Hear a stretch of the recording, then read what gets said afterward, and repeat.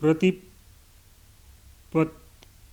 निरूपण में प्रजा ब्रह्मा जी की पूजा अर्चना की महिमा। राजा शतानिक ने कहा, ब्राह्मण आप प्रतिपदा तिथि के लिए जाने वाले कृत्य ब्रह्मा जी के पूजन की विधि और उसके फल का विस्तार पूर्वक वर्णन करें। सुमंत मुनि बोले, राजन, पूर्वक कल्प में स्थावर जंगमात्मक संपूर्ण जगत के नष्ट हो जाने पर सर्वत्र जल ही जल हो गया। उस समय देवताओं में श्रेष्ठ चतुर्मुखी ब्रह्मा जी प्रकट हुए और उन्होंने अनेक लोकों, देवगणों तथा विविध प्राणियों की सृष्टि की।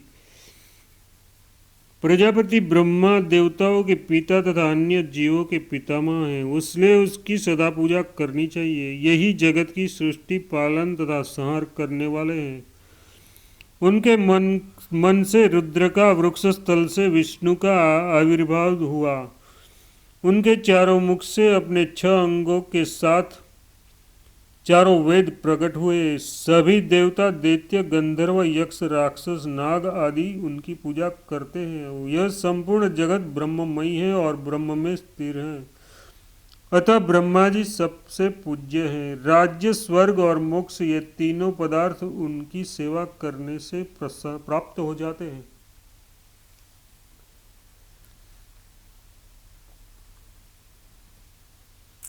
इसलिए सदा प्रसन्न चित्त से यावत जीवन नियम से ब्रह्मा जी की पूजा करनी चाहिए। जो ब्रह्मा जी की सदा भक्ति से पूजा करता है वह मनुष्य स्वरूप में साक्षात ब्रह्मा ही है।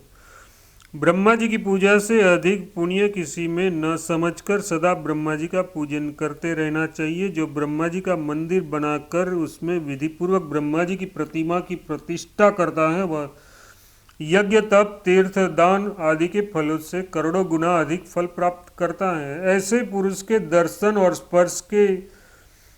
स्पर्श से 21 पीढ़ी का उद्धार हो जाता है। ब्रह्मा जी की पूजा करने वाला पुरुष बहुत काल तक ब्रह्मलोक में निवास करता है। वहाँ निवास करने के पश्चात वह ज्ञान योग के माध्यम से मुक्त हो जाता है।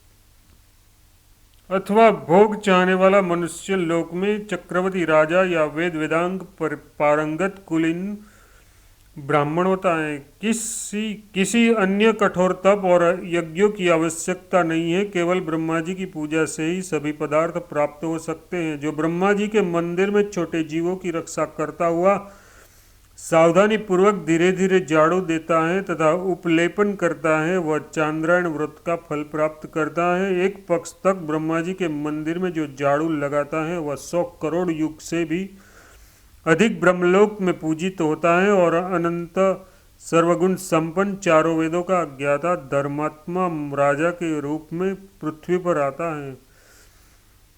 भक्ति पूर्वक ब्रह्मा जी का पूजन न करने तक भी मनुष्य संसार में भटकता है। जिस तरह मानव का मन विषयों में मग्न होता है वैसे ही यदि ब्रह्मा जी में मन निमग्न रहे तो ऐसा कौन पुरुष होगा जो मुक्ति नहीं प्राप्त कर सकता।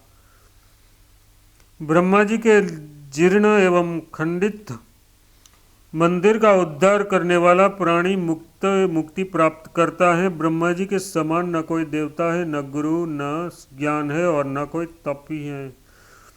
प्रतिपदा आदि सभी तिथियों में भक्तिपूर्वक ब्रह्मा जी की पूजा कर पूर्णिमा के दिन विशेष रूप से पूजा करनी चाहिए तथा शंख, घंटा, भेरी आदि वाद्य ध्वनि के साथ आरती एवं स्तुति करनी चाहिए। इस प्रकार व्यक्ति जितने पर्वों पर आरती करता है उतने हजार युग तक ब्रह्मलोक में निवास और आनंद का उपभोग करता है। कपिला गौ के पंचगव्य और कुशा के जल से वेद मंत्रों के द्वारा ब्रह्मा जी को स्नान कराना बाह्य स्नान कहलाता है।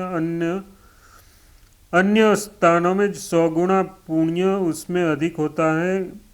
यज्ञ एवं अग्निहोत्रादि के लिए ब्राह्मण, क्षत्रिय और वैश्य को कपिला गौ रखनी चाहिए। ब्रह्मा जी की मूर्ति का कपिला गाय के दूध से अभंग करना चाहिए। इससे करोड़ों वर्षों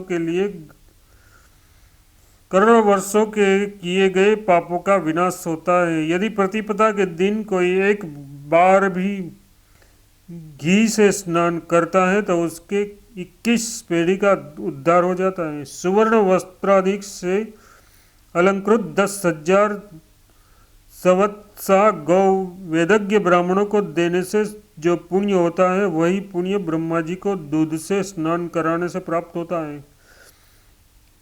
एक बार भी दूध से ब्रह्मा जी को स्नान कराने वाला पुरुष सुवर्ण के विमान में विराजमान हो ब्रह्मलोक में पहुंच जाता है।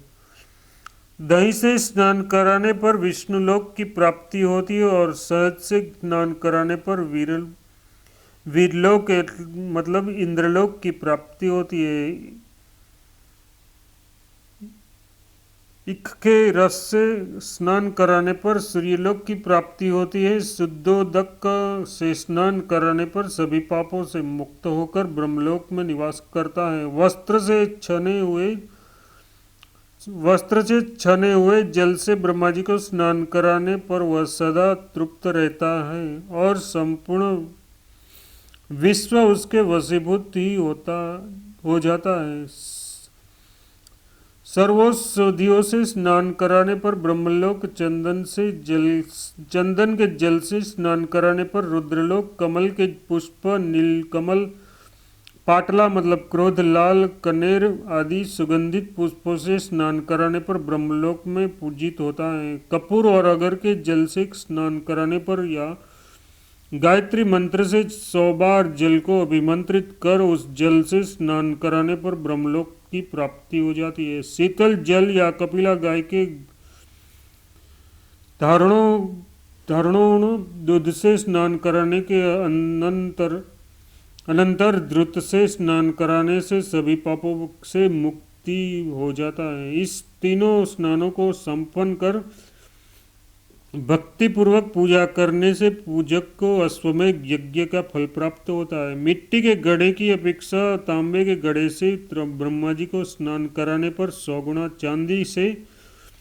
चांदी के घड़े से 1,00,000 गुना फल होता है और सुवर्ण कलश से स्नान कराने पर 1,00,00,000 गुना फल प्राप्त होता है। ब्रह्मा जी के दर्शन से उसका स्पर्श करना श्रेष्ठ है।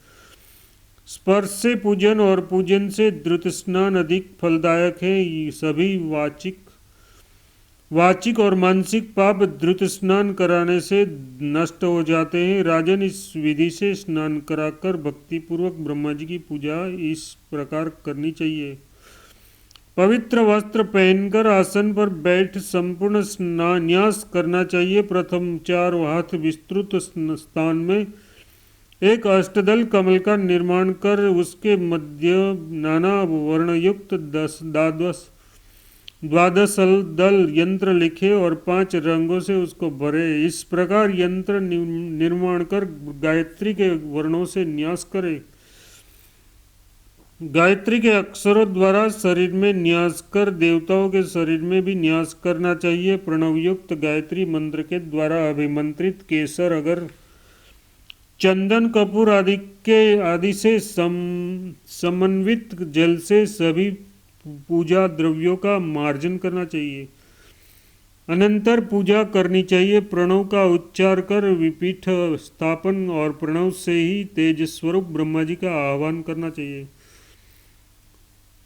पद्म पर विराजमान 4 मुखों से युक्त चराचर विश्व की सृष्टि करने वाले श्री ब्रह्मा जी का ध्यान कर पूजा करनी चाहिए। जो पुरुष प्रतिपदा तिथि के दिन भक्ति पूर्वक गायत्री मंत्र से ब्रह्मा जी का पूजन करता है वह चिरकाल तक ब्रह्मलोक में निवास करता है। अध्याय 17 समाप्त। ब्रह्मा जी की रथ यात्रा का विधान और कार्तिक शुक्ल प्रतिपदा की महिमा। सुमंत मुनि ने कहा है, राजन, शतानिक कार्तिक मास में जो ब्रह्मा जी की रथ यात्रा का उत्सव करता है वह ब्रह्मलोक को प्राप्त करता है। कार्तिक की पूर्णिमा को मृगचर्म के आसन पर सावित्री के साथ ब्रह्मा जी को रथ में विराजमान करे और विविध वाद्य ध्वनि के साथ रथ यात्रा निकाले। विशिष्ट उत्सव के साथ ब्रह्मा जी को रथ पर बिठाए और रथ के आगे ब्रह्मा जी के परम भक्त ब्राह्मण सांडिल्य पुत्र को स्थापित कर उनकी पूजा करे। ब्राह्मणों के द्वारा स्वस्ति एवं पुण्य वाचन कराए। उस रात्रि जागरण करे। नृत्य गीत आदि उत्सव एवं विविध क्रीड़ाएं ब्रह्मा जी के सन्मुख प्रदर्शन करे। इस प्रकार रात्रि में जागरण कर प्रतिपदा के दिन प्रातःकाल ब्रह्मा जी का पूजन करना चाहिए। ब्राह्मणों को भोजन कराना चाहिए। अनंतर पुण्य शब्दों के साथ रथ यात्रा प्रारंभ करनी चाहिए। चारों वेदों के ज्ञाता उत्तम ब्राह्मण उस रथ को खींचे और रथ के आगे वेद पढ़ते हुए ब्राह्मण चलते रहे। ब्रह्मा जी के दक्षिण भाग में सावित्री तथा वाम भाग में भोजक की स्थापना करे। रथ के आगे शंख बेरो मृदगल आदि विविध वाग बजाए। इस प्रकार सारे नगर में रथ को घुमाना चाहिए और नगर की प्रदक्षिणा करनी चाहिए। अनंतर उसे अपने स्थान पर ले जाना चाहिए। आरती करके ब्रह्मा जी को अपने मंदिर में स्थापित करे। इस रथ यात्रा को संपन्न करने वाले, रथ को खींचने वाले तथा उसका दर्शन करने वाले सभी ब्रह्मलोक को प्राप्त करते हैं। दीपावली के दिन ब्रह्मा जी के मंदिर में दीप प्रज्वलित करने वाला ब्रह्मलोक को प्राप्त करता है। दूसरे दिन प्रतिपदा को ब्रह्मा जी की पूजा करके स्वयं भी वस्त्र आभूषण से अलंकृत होना चाहिए। यह प्रतिपदा तिथि ब्रह्मा जी को बहुत प्रिय है। इसी तिथि के बलि के राज्य का आरंभ हुआ है। इस दिन ब्रह्मा जी का पूजन कर ब्राह्मण भोजन कराने से विष्णुलोक की प्राप्ति होती है। चैत्र मास में कृष्ण प्रतिपदा के दिन होली जलाने के दूसरे दिन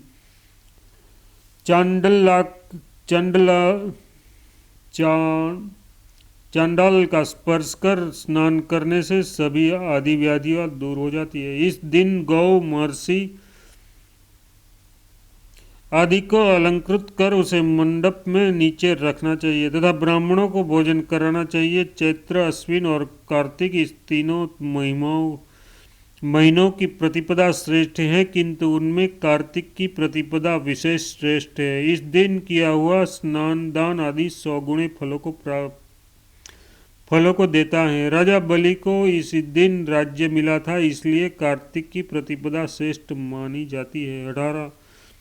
अध्याय 18 समाप्त। द्वितीय कल्प में महर्षि च्यवन की कथा एवं पुण्य द्वितीय व्रत की महिमा। पुष्प द्वितीय व्रत की महिमा। सुमंत मुनि बोले, द्वितीय तिथि को च्यवन ऋषि के इंद्र के सन्मुख यज्ञ में अश्विनी कुमारों को सोमपान कराया था। राजा ने पूछा, महाराज, इंद्र के सन्मुख किस विधि से अश्विनी कुमारों को उन्होंने सोमरस पिलाया? क्या च्यवन ऋषि की तपस्या के प्रभाव की प्रबलता से इंद्र कुछ भी करने में समर्थ नहीं हुए? सुमंत मुनि ने कहा, सत्ययुग की पूर्व संध्या में गंगा के तट पर समाधिस्थ हो च्यवन मुनि बहुत दिनों से तपस्या में रत थे। एक समय उनकी सेना और अंतःपुर के परिजनों को साथ लेकर महाराज सरियाती गंगा स्नान के लिए यहाँ आए।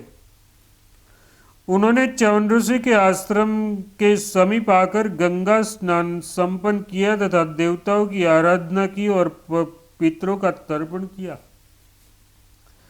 तदनंतर जब वे अपने नगर की ओर जाने को उद्यत हुए तो उस समय उसकी सभी सेनाएं व्याकुल हो गई और मूत्र तथा विष्ठा उसके अचानक ही बंद हो गए। आंखों से कुछ भी नहीं दिखाई दिया। सेना की यह दशा देखकर राजा घबरा गए। राजा सरियाती उन प्रत्येक व्यक्ति से पूछने लगे, ये तपस्वी च्यवन मुनि का पवित्र आश्रम है, किसी ने कुछ अपराध तो नहीं किया?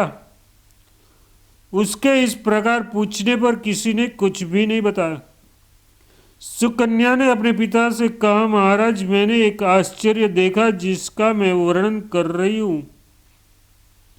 अपनी सहेलियों के साथ मैं वन विहार कर रही थी कि एक ओर से मुझे यह शब्द सुनाई पड़ा, सुकन्या, तुम इधर आओ, तुम इधर आओ।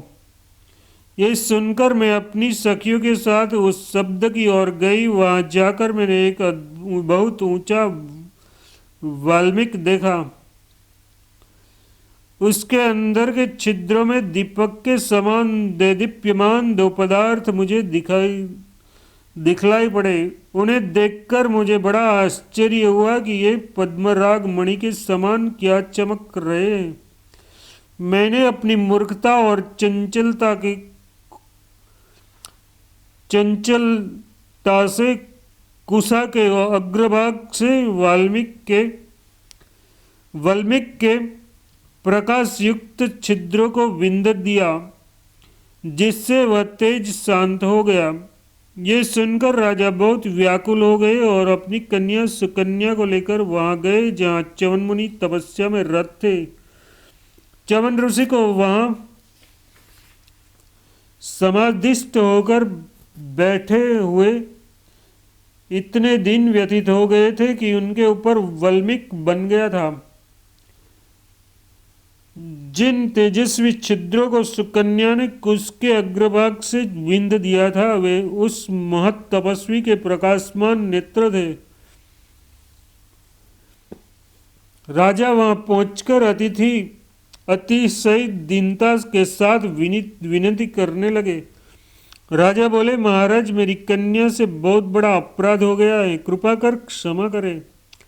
च्यवन मुनि ने कहा, अपराध तो मैंने क्षमा किया, परंतु अपनी कन्या का मेरे साथ विवाह कर दो, इसमें तुम्हारा कल्याण है। मुनि का वचन सुनकर राजा ने शीघ्र ही सुकन्या का च्यवन मुनि से विवाह कर दिया। सभी सेनाएं सुखी हो गई और मुनि को प्रसन्न कर सुखपूर्वक राजा अपने नगर में आकर राज्य करने लगे। सुकन्या भी विवाह के बाद भक्तिपूर्वक मुनि की सेवा करने लगी। राजवस्त्र आभूषण उनके उतार दिए और वृक्ष की छाल तथा मृगचर्म धारण कर लिया। इस प्रकार मुनि की सेवा करते हुए कुछ समय व्यतीत हो गया और वसंत ऋतु आई। किसी दिन मुनि ने संतान प्राप्ति के लिए अपनी पत्नी सुकन्या का आह्वान किया। उस पर सुकन्या ने अतिशय विनय भाव से विनती की। इस समय सुकन्या ने अतिशय विनय भाव से विनती की।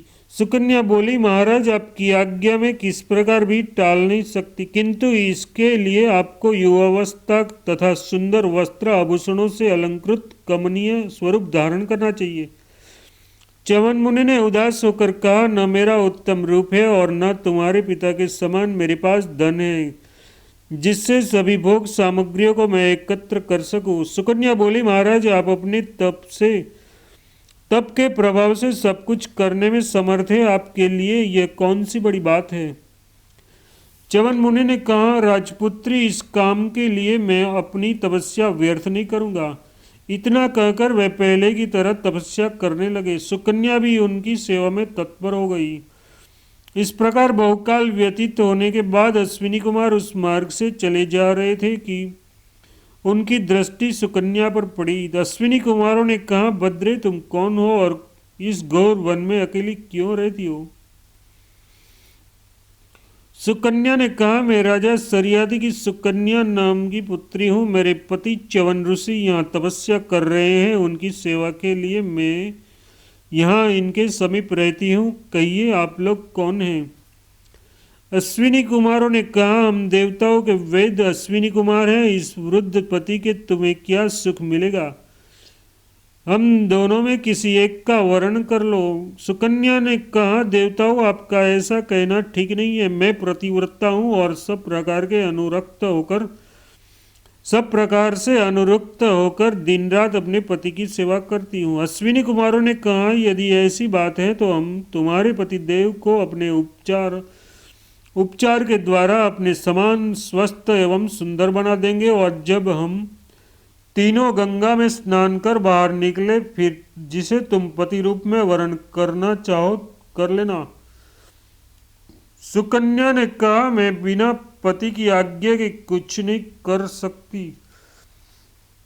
अश्विनी कुमारों ने कहा, तुम अपने पति से पूछाओ, तब तक हम यदि प्रतीक्षा में रहेंगे। सुकन्या ने च्यवन मुनि के पास जाकर उन्हें संपूर्ण वृत्तांत बतलाया। अश्विनी कुमारों की बात स्वीकार कर च्यवन मुनि सुकन्या को लेकर अपने पास आए। च्यवन मुनि ने कहा, अश्विनी कुमारों, आपकी शर्त हमें स्वीकार है। आप हमें उत्तम रूपवान बना दे, फिर सुकन्या चाहे जिसे वरण करे। च्यवन मुनि के इतना कहकर अश्विनी कुमार च्यवन मुनि को लेकर गंगा के जल में प्रविष्ट हो गए और कुछ देर बाद तीनों ही बाहर निकले। सुकन्या ने देखा कि ये तीनों तो समान रूप, समान अवस्था तथा समान वस्त्राभूषणों से अलंकृत हैं। फिर इनमें से मेरे पति च्यवन मुनि कौन है? वह कुछ निश्चय न कर सकी और व्याकुल हो अश्विनी कुमारों की प्रार्थना करने लगी। सुकन्या बोली, देवो, अत्यंत कुरूप पतिदेव का भी मैंने परित्याग नहीं किया था। अब तो आपकी कृपा से उनका रूप आपके समान सुंदर हो गया है, फिर मैं कैसे उसका परित्याग कर सकती हूँ? मैं आपकी शरण हूँ, मुझ पर कृपा कीजिए। सुकन्या की इस प्रार्थना से अश्विनी कुमार प्रसन्न हो गए और उन्होंने देवताओं के चिन्हों को धारण कर लिया। सुकन्या ने देखा कि 3 पुरुषों में दो की पलकें गिर नहीं रही है और उनके चरण भूमि को स्पर्श नहीं कर रहे हैं, किंतु जो तीसरा पुरुष है वह भूमि पर खड़ा है और उसकी पलकें गिर रही है। इस चिन्ह को देखकर सुकन्या ने निश्चित कर लिया कि ये तीसरे पुरुष ही मेरे स्वामी च्यवन मुनि हैं। तब उसने अपना वरण कर लिया। उसी समय आकाश से उस पर पुष्प वृष्टि होने लगी और देवगण दुदुम्बी बजाने लगे। च्यवन मुनि ने अश्विनी कुमारों से कहा, देवो, आप लोगों ने मुझ पर बहुत उपकार किया, जिसके फलस्वरूप मुझे उत्तम रूप और उत्तम पत्नी प्राप्त हुई। अब मैं आप लोगों का क्या प्रत्युपकार करूं? क्योंकि जो उपकार करने वाला का प्रत्युपकार नहीं करता वह क्रम से 21 नरकों में जाता है। इसलिए आपको मैं क्या प्रिय करूं, आप लोग कहे। अश्विनी कुमारों ने उससे कहा, महात्मन, यदि आप हमारा प्रिय करना ही चाहते हैं तो अन्य देवताओं की तरह हमें भी यज्ञ भाग दिलवाइए। च्यवन मुनि ने यह बात स्वीकार कर ली। फिर वे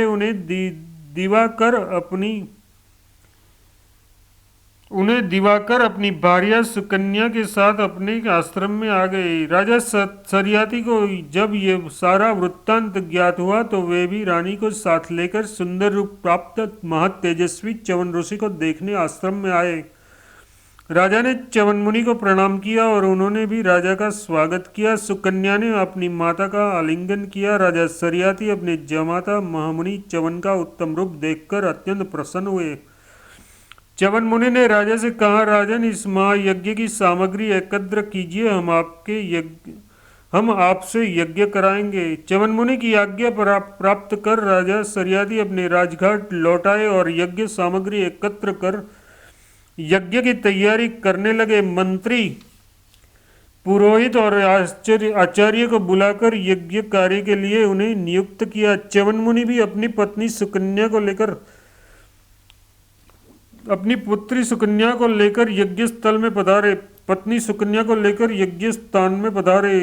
सभी ऋषियों को आमंत्रण देकर यज्ञ में बुलाया गया। विधि पूर्वक यज्ञ आरंभ हुआ। ऋत्विज अग्निकुंड में स्वाहाकार के साथ देवताओं को आहुति देने लगे। सभी देवता अपना अपना यज्ञ भाग लेने वहां आ पहुंचे। च्यवन मुनि के कहने से अश्विनी कुमार भी वहां आए। देवराज इंद्र उनके आने का प्रयोजन समझ गए। इंद्र बोले, मुने, ये दोनों अश्विनी कुमार देवताओं के वैद्य हैं, इसलिए वे यज्ञ भाग के अधिकारी नहीं हैं। आप उन्हें आहुतियां प्रदान न करवाइए। च्यवन मुनि ने इंद्र से कहा, ये देवता हैं और उसका मेरे ऊपर बड़ा उपकार है। ये मेरे ही आमंत्रण पर यहाँ पधारे हैं, इसलिए मैं उन्हें अवश्य यज्ञ भाग दूंगा। ये सुनकर इंद्र क्रुद्ध हो गए उठे और कठोर स्वर में कहने लगे। इंद्र बोले, यदि तुम मेरी बात नहीं मानोगे तो वज्र से तुम पर मैं प्रहार करूंगा। इंद्र की ऐसी वाणी सुनकर च्यवन मुनि किंचित भी भयभीत नहीं हुए और उन्होंने अश्विनी कुमार को यज्ञ भाग दे ही दिया। तब तो इंद्र अत्यंत क्रूर हो उठे और उन्होंने जो ही च्यवन मुनि पर प्रहार करने के लिए अपना वज्र उठाया, त्यों ही च्यवन मुनि ने अपने तप के प्रभाव से इंद्र का स्तंभन कर दिया। तब हाथ में वज्र लिए खड़े ही रह गए। च्यवन मुनि ने अश्विनी कुमारों को यज्ञ भाग देकर अपनी प्रतिज्ञा पूरी कर ली और यज्ञ को पूर्ण किया। उसी समय वहां ब्रह्मा जी उपस्थित हुए। ब्रह्मा जी ने च्यवन मुनि से कहा, महामुनि आप इंद्र को स्तंभन मुक्त कर दे, अश्विनी कुमारों को यज्ञ भाग दे दे। इंद्र ने भी स्तंभन से मुक्त करने के लिए प्रार्थना की। इंद्र ने कहा, मुने आपके तप की प्रसिद्धि के लिए ही मैंने इस अश्विनी कुमारों को यज्ञ में भाग लेने से रोका था। अब आज से ये सब यज्ञों में अन्य देवताओं के साथ अश्विनी कुमारों को भी यज्ञ भाग मिला करेगा और इनको देवत्व भी प्राप्त होगा। आपके इस तप के प्रभाव को जो सुनेगा अथवा पढ़ेगा वह भी उत्तम रूप एवं यौवन को प्राप्त करेगा। इतना कहकर देवराज इंद्र देवलोक को चले गए और च्यवन मुनि सुकन्या तथा राजा सरियाती के साथ आश्रम पर लौट आए। वहां उन्होंने देखा कि बहुत उत्तम उत्तम महल बन गए हैं, जिनमें सुंदर उपवन और वापी आदि विहार के लिए बने हुए हैं। भांति भांति की सैयाएं बिछी हुई है, विविध रत्नों से जड़ित आभूषणों तथा उत्तम उत्तम वस्त्रों के ढेर लगे हैं। वह देखकर सुकन्या सहित च्यवन मुनि अत्यंत प्रसन्न हो गए और उन्होंने वह सब देवराज इंद्र द्वारा प्रदत्त समझकर उनकी प्रशंसा की। महामुनि सुमंतु राजा शतानिक से बोले, राजन इस प्रकार द्वितीया तिथि के दिन अश्विनी कुमारों को देवत्व तथा यज्ञ भाग प्राप्त हुआ था। अब आप इस द्वितीया तिथि के व्रत का विधान सुने। शतानिक बोले, जो पुरुष उत्तम रूप की इच्छा करे वह कार्तिक मास के शुक्ल पक्ष की द्वितीया से व्रत को आरंभ करे तथा वर्ष पर्यंत संयमित होकर पुष्प भोजन करे। जो उत्तम हविष्य पुष्प उस ऋतु में हो उनका आहार करे। उस प्रकार एक वर्ष व्रत कर सोने चांदी के पुष्प बनाकर अथवा कमल पुष्पों की ब्राह्मणों को देकर व्रत संपन्न करे। उससे अश्विनी कुमार संतुष्ट होकर उत्तम रूप प्रदान करेंगे। व्रती उत्तम विमानों में बैठकर स्वर्ग में जाकर कल्प पर्यंत विविध सुखों का उपभोग करता है। फिर मत्स्य लोक में जन्म लेकर वेदांग का ज्ञाता, महादानी आदि व्याधियों से रहित पुत्र पौत्रों के युक्त उत्तम पत्नी वाला ब्राह्मण होता है अथवा मध्य देश के उत्तम नगर में राजा होता है। राजन, इस पुण्य द्वितीय व्रत का विधान मैंने आपको बतलाया। ऐसी ही फल तृतीया भी होती है, जिसे अशून्य शयना द्वितीया भी कहते हैं। फल द्वितीया को जो श्रद्धापूर्वक व्रत करता है वह रुष्टि सिद्धि को प्राप्त कर अपनी भार्या सहित आनंद प्राप्त करता है। अध्याय 19 फिनिश। फल द्वितीया अशून्य शयन व्रत का व्रत विधान और द्वितीय कल्प की समाप्ति। राजा शतानिक ने कहा, मुने कृपा कर आप फल द्वितीय का विधान कहें, जिसके करने से स्त्री विधवा नहीं होती और पति पत्नी का परस्पर वियोग भी नहीं होता। सुमंत मुनि ने कहा, राजन मैं फल द्वितीय का विधान कहता हूँ। इसका नाम अशून्य शयना द्वितीया भी है। उस व्रत को विधि पूर्वक करने से स्त्री विधवा नहीं होती और स्त्री पुरुष का परस्पर वियोग भी नहीं होता। क्षीर सागर में लक्ष्मी के साथ भगवान विष्णु के शयन करने के समय वह व्रत होता है। श्रावण मास के कृष्ण पक्ष की द्वितीया के दिन लक्ष्मी के साथ श्री वत्स धारी भगवान श्री विष्णु का पूजन कर हाथ जोड़कर इस प्रकार प्रार्थना करनी चाहिए। इस प्रकार विष्णु की प्रार्थना करके व्रत करना चाहिए। जो फल भगवान को प्रिय है उन्हें भगवान की सैया पर समर्पित करना चाहिए और स्वयं भी रात्रि के समय उन्हीं फलों का खाकर दूसरे दिन ब्राह्मणों की दक्षिणा देनी चाहिए। इस प्रकार प्रार्थना करनी चाहिए। हे श्रीवत्स चरणों धारण करने वाले लक्ष्मी के स्वामी शाश्वत भगवान विष्णु, धर्म अर्थ और काम को पूर्ण करने वाले, मेरा गृहस्थ आश्रम कभी कष्ट न हो, मेरी गौएं भी नष्ट न हो और कभी मेरे परिवार के लोग कष्ट में पड़े एवं न कष्ट हो। मेरे घर की स्त्रियां भी कभी विपत्तियों में न पड़े और हम पति पत्नी में भी कभी मतभेद उत्पन्न न हो। हे देव, मैं लक्ष्मी से कभी वियुक्त न हो और पत्नी से भी कभी मुझे वियोग की प्राप्ति न हो। प्रभु, जैसे आपकी सैया कभी लक्ष्मी से शून्य नहीं होती, उसी प्रकार मेरी सैया भी कभी शोभा रहित एवं लक्ष्मी तथा पत्नी से शून्य न हो। इस प्रकार विष्णु की प्रार्थना करके व्रत करना चाहिए। जो फल भगवान को प्रिय है उसे भगवान की सैया पर समर्पित करना चाहिए और स्वयं भी रात्रि के समय उन्हीं फलों को खाकर दूसरे दिन ब्राह्मणों को दक्षिणा देनी चाहिए। राजा शतानिक ने पूछा, महामुनि, भगवान विष्णु को कौन से फल प्रिय हैं? आप उसे बताइए। दूसरे दिन ब्राह्मणों को क्या दान देना चाहिए उसे भी कहिए। सुमंत मुनि बोले, राजन, उस ऋतु में जो भी फल हो और पके हो उनको भगवान विष्णु के लिए समर्पित करना चाहिए। कड़वे, कच्चे तथा खट्टे फल उनकी सेवा में नहीं चढ़ाने चाहिए। भगवान विष्णु को खजूर, नारियल,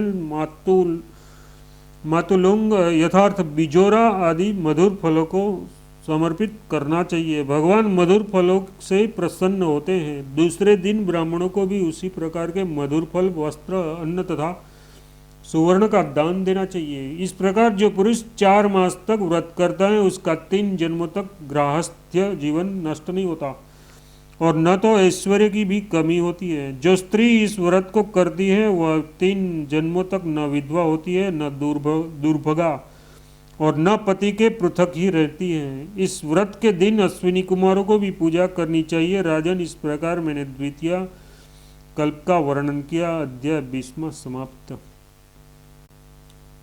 तृतीय कल्प का आरंभ, गौरी तृतीया व्रत विधान और उसका फल। सुमंत मुनि ने कहा, राजन, जो स्त्री सब प्रकार का सुख चाहती है उसे तृतीया का व्रत करना चाहिए। इस दिन नमक नहीं खाना चाहिए। इस विधि से उपवास पूर्वक जीवन पर्यंत इस व्रत का अनुष्ठान करने वाली स्त्री को भगवती गौरी संतुष्ट होकर रूप, सौभाग्य तथा लावण्य प्रदान करती है। इस व्रत का विधान जो स्वयं गौरी ने धर्मराज से कहा है उसका वर्णन मैं करता हूँ, उसे आप सुने। भगवती गौरी ने धर्मराज से कहा, धर्मराज, स्त्री पुरुषों के कल्याण के लिए मैंने इस सौभाग्य व्रत करने वाले व्रत को बनाया है। जो स्त्री इस व्रत को नियम पूर्वक करती है वह सदैव अपने पति के साथ रहकर उस प्रकार आनंद का उपभोग करती है जैसे भगवान शिव के साथ मैं आनंदित रहती हूँ। उत्तम पति की प्राप्ति के लिए कन्या को यह व्रत करना चाहिए। व्रत में नमक न खाए, सुवर्ण की गौरी प्रतिमा प्रतिष्ठापित करके भक्ति पूर्वक एकाग्र चित्त हो गौरी का पूजन करे। गौरी के लिए नाना प्रकार के नैवेद्य अर्पण करने चाहिए। रात्रि में लवण रहित भोजन करके स्थापित गौरी प्रतिमा के समक्ष ही शयन करे। दूसरे दिन ब्राह्मणों को भोजन कराकर दक्षिणा दे। इस प्रकार जो कन्या व्रत करती है वह उत्तम पति को प्राप्त करती है तथा चिरकाल तक श्रेष्ठ भोगों को भोग कर अंत में पति के साथ उत्तम लोकों में जाती है।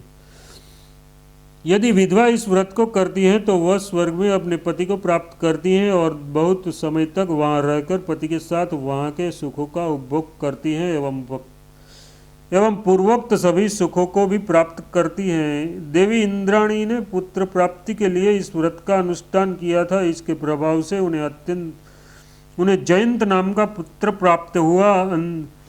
अरुंधति ने उत्तम व्रत प्राप्त करने के लिए, उत्तम स्थान प्राप्त करने के लिए इस व्रत का नियम पालन किया था। उसके प्रभाव से वह पति सहित उस सबसे ऊपर का स्थान प्राप्त कर सकी थी। वे आज तक आकाश में अपने पति महर्षि वशिष्ठ के साथ दिखाई देती है। चंद्रमा की पत्नी रोहिणी ने अपनी समस्त सपत्नियों को जीतने के लिए बिना लवण खाए हुए इस व्रत को किया था, तो वे अपनी सभी सपत्नियों में प्रधान तथा अपने पति चंद्रमा की अत्यंत प्रिय पत्नी हो गई। देवी पार्वती की अनुकंपा से उन्हें अचल सौभाग्य प्राप्त हुआ। इस प्रकार यह द्वितीया तिथि व्रत सारे संसार में पूजित है। तृतीया तिथि व्रत सारे संसार में पूजित है और उत्तम फल देने वाले हैं। वैशाख, भाद्रपद तथा माघ मास की तृतीया अन्य मासों की तृतीया से अधिक उत्तम है, जिसमें माघ मास तथा भाद्रपद मास की तृतीया स्त्रियों को विशेष फल देने वाली है। वैशाख मास की तृतीया सामान्य रूप से सबके लिए है, यह साधारण तृतीया है। माघ मास की तृतीया तो गुड़ तथा लवण का दान करना स्त्री पुरुष के लिए अत्यंत श्रेष्ठकर है। भाद्रपद मास की तृतीया में गुड़ के बने अनुपो मतलब मालपुआ का दान करना चाहिए। भगवान शंकर की प्रसन्नता के लिए माघ मास की तृतीया को मोदक और जल का दान करना चाहिए। वैशाख मास की तृतीया को चंदन मिश्रित जल तथा मोदक के दान से ब्रह्मा तथा सभी देवता प्रसन्न होते हैं। देवताओं ने वैशाख मास की तृतीया को अक्षय तृतीया कहा है। खात्रीज इस दिन अन्न, वस्त्र, भोजन, सुवर्ण और जल आदि का दान करने से अक्षय फल की प्राप्ति होती है। इसी विशेषता के कारण उस तृतीया का नाम अक्षय तृतीया है। उस तृतीया के दिन जो कुछ भी दान किया जाता है वह अक्षय हो जाता है और दान देने वाला सूर्यलोक को प्राप्त करता है। उस तिथि को जो उपवास करता है वह बुद्धि, विद्धि और स्त्री के संपन्न हो जाता है। अध्याय 21वां समाप्त। चतुर्थी व्रत एवं गणेश जी की कथा तथा सामुद्रिक शास्त्र का संक्षिप्त परिचय। सुमंत मुनि ने कहा, राजन, तृतीय कल्प का वर्णन करने के अनंतर जब मैं चतुर्थी कल्प का वर्णन करता हूँ, चतुर्थी तिथि में सदा निराहार रहकर व्रत करना चाहिए। ब्राह्मण को तिल का दान देकर स्वयं भी तिल का भोजन करना चाहिए। इस प्रकार व्रत करते हुए 2 वर्ष व्यतीत होने पर भगवान विनयी प्रसन्न होकर व्रती को अभिष्ट फल प्रदान करते हैं। उसका भाग्योदय हो जाता है और वह अपार धन संपत्ति का स्वामी हो जाता है। परलोक में भी अपने पुण्य फलों का उपभोग करता है। पुण्य समाप्त होने के पश्चात उस लोक में पुनः आकर वह दीर्घायु, क्रांतिमान, बुद्धिमान, धृतिमान, वक्ता, भाग्यवान, अभिष्ट कार्यों तथा असाध्य कार्यों को भी क्षण भर में ही सिद्ध कर लेने वाला और हाथी, घोड़े, रथ, पत्नी, पुत्र से युक्त हो 7 जन्मों तक राजा होता है। राजा शतानिक ने पूछा, मुनि, गणेश जी के किसके लिए विघ्न उत्पन्न किया था जिसके कारण उन्हें विघ्न विनायक कहा गया। अब विघ्नेश तथा उनके द्वारा विघ्न उत्पन्न करने के कारण को मुझे बताने का कष्ट करे। सुमंत मुनि बोले, राजन, एक बार अपने लक्षण शास्त्र के अनुसार स्वामी कार्तिकेय ने पुरुषों और स्त्रियों के श्रेष्ठ लक्षणों की रचना की। उस समय गणेश जी ने विघ्न किया। उस पर कार्तिकेय क्रूर हो उठे और उन्होंने गणेश जी का एक दांत उखाड़ लिया और उन्हें मारने के लिए उद्यत हो उठे। उस समय भगवान शंकर ने उनको रोककर पूछा कि तुम्हारे क्रोध का क्या कारण है। कार्तिकेय ने कहा, पिताजी, मैं पुरुषों के लक्षण बनाकर स्त्रियों के लक्षण बना रहा था। उसमें उसने विघ्न किया, जिससे स्त्रियों के लक्षण मैं नहीं बना सका। इस कारण मुझे क्रोधी हो आया। ये सुनकर महादेव जी ने कार्तिकेय के क्रोध को शांत किया और हंसते हुए उन्होंने पूछा। शंकर बोले, पुत्र, तुम पुरुष के लक्षण जानते हो तो बताओ, मुझमें पुरुष के कौन से लक्षण हैं? कार्तिकेय ने कहा, महाराज आप में ऐसा लक्षण है कि संसार में आप कपाली के नाम से प्रसिद्ध होंगे। पुत्र का ये वचन सुनकर महादेव जी को क्रोध हो आया और उन्होंने उनके उस लक्षण ग्रंथ को उठाकर समुद्र में फेंक दिया और स्वयं अंतर्ध्यान हो गए। बाद में शिवजी ने समुद्र को बुलाकर कहा कि तुम स्त्रियों के आभूषण स्वरूप विलक्षण लक्षणों की रचना करो और कार्तिकेय ने जो पुरुष लक्षण के विषय में कहा है उसको कहो। समुद्र ने कहा, जो मेरे द्वारा पुरुष लक्षण का शास्त्र कहा जाएगा वह मेरे ही नाम सामुद्रिक शास्त्र से प्रसिद्ध होगा। स्वामी ने आपके जो आज्ञा मुझे दे दी है वह निश्चित ही पूरी होगी। शंकर जी ने पुनः कहा, कार्तिकेय, इस समय तुमने जो गणेश जी का दांत उखाड़ दिया है उसे दे दो। निश्चय ही जो कुछ यह हुआ है होना ही था। देवयोग से यह गणेश के बिना संभव नहीं था, इसलिए उसके द्वारा यह विघ्न उपस्थित किया गया। यदि तुम्हें लक्षण की अपेक्षा हो तो समुद्र से ग्रहण कर लो, किंतु स्त्री पुरुषों को ये श्रेष्ठ लक्षण शास्त्र सामुद्र शास्त्र उस समय उस नाम से ही प्रसिद्ध होगा। गणेश को तुम दांत युक्त कर दो। कार्तिकेय ने भगवान देवेश्वर से कहा, आपके कहने से मैं दांत तो विनायक के हाथ में दे देता हूँ, किंतु इन्हें इस दांत को सदैव धारण करना पड़ेगा। यदि इस दांत को फेंककर ये इधर उधर घूमेगा तो ये फेंका गया दांत उन्हें भस्म कर देगा। ऐसा कहकर कार्तिकेय ने उनके हाथ से दांत दे दिया। भगवान देवेश्वर ने गणेश को कार्तिकेय की इस बात को मानने के लिए सहमत कर लिया। सुमंत मुनि ने कहा, राजन, आज भी भगवान शंकर के पुत्र विघ्नकर्ता महात्मा विनायक की प्रतिमा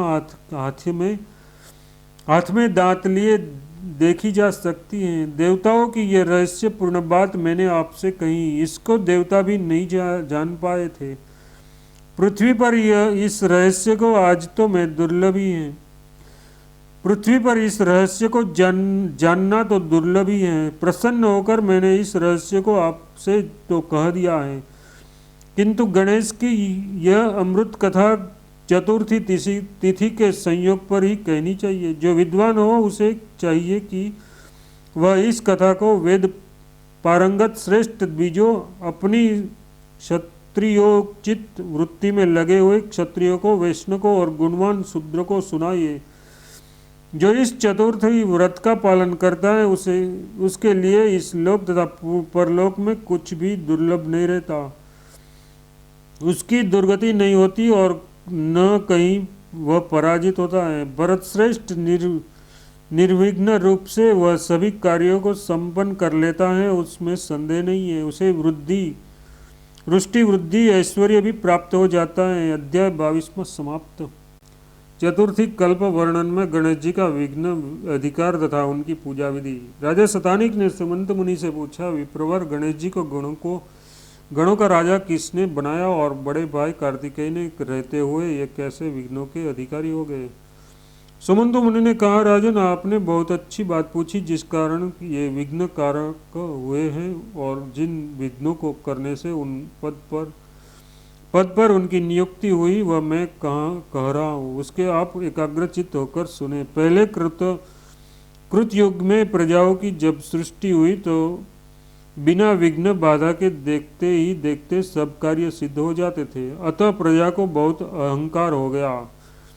कलेश रहित एवं अहंकार से परिपूर्ण प्रजा को देखकर ब्रह्मा ने बहुत सोच विचार करके प्रजा समृद्धि के लिए विनायक को विनियोजित किया। अतः ब्रह्मा के प्रयास से भगवान शंकर ने गणेश को उत्पन्न किया और उन्हें गणों का अधिपति बनाया। राजन, जो प्राणी गणेश की बिना पूजा किए ही कार्य आरंभ करता है उसके लक्षण मुझसे सुनिए। वह व्यक्ति स्वप्न में अत्यंत गहरे जल में अपने को डूबते स्नान करते हुए या केश मुंडाए देखता है। कसाय वस्त्र से आच्छादित तथा हिंसक व्याघ्रादि पशुओं पर अपने को चढ़ता हुआ देखता है। अत्यंत दुर्लभ तथा ऊंट आदि पर चढ़कर परिजनों से गहरा वह अपने को जाता हुआ देखता है। जो मानव केकड़े पर बैठकर अपने को जल की तरंगों के बीच लगा हुआ देखता है और पैदल चल रहे लोगों से दिखकर यमराज के लोगों को जाता हुआ अपने को स्वप्न में देखता है, वह निश्चय ही अत्यंत दुखी हो जाता है। जो राजकुमार स्वप्न में अपने चित्त तथा आकृति को विकृत रूप में अवस्थित करवीर के फूलों की माला से विभूषित देखता है, वह उन भगवान विघ्नेश के द्वारा विघ्न उत्पन्न कर देने के कारण पूर्व वंशानुगत प्राप्त राज्य को प्राप्त नहीं कर पाता। कुमारी कन्या अपने अनुरूप पति को नहीं प्राप्त कर पाती, गर्भिणी स्त्री संतान को प्राप्त नहीं कर पाती, क्षत्रिय ब्राह्मण आचार्यत्व का लाभ नहीं प्राप्त कर पाता और शिष्य अध्ययन नहीं कर पाता। वैश्य को व्यापार में लाभ नहीं प्राप्त होता और कृषक को कृषि कार्य में पूरी सफलता नहीं मिलती। इसलिए राजन, ऐसे अशुभ स्वप्नों को देखकर भगवान गणपति की प्रसन्नता के लिए विनायक शांति करनी चाहिए।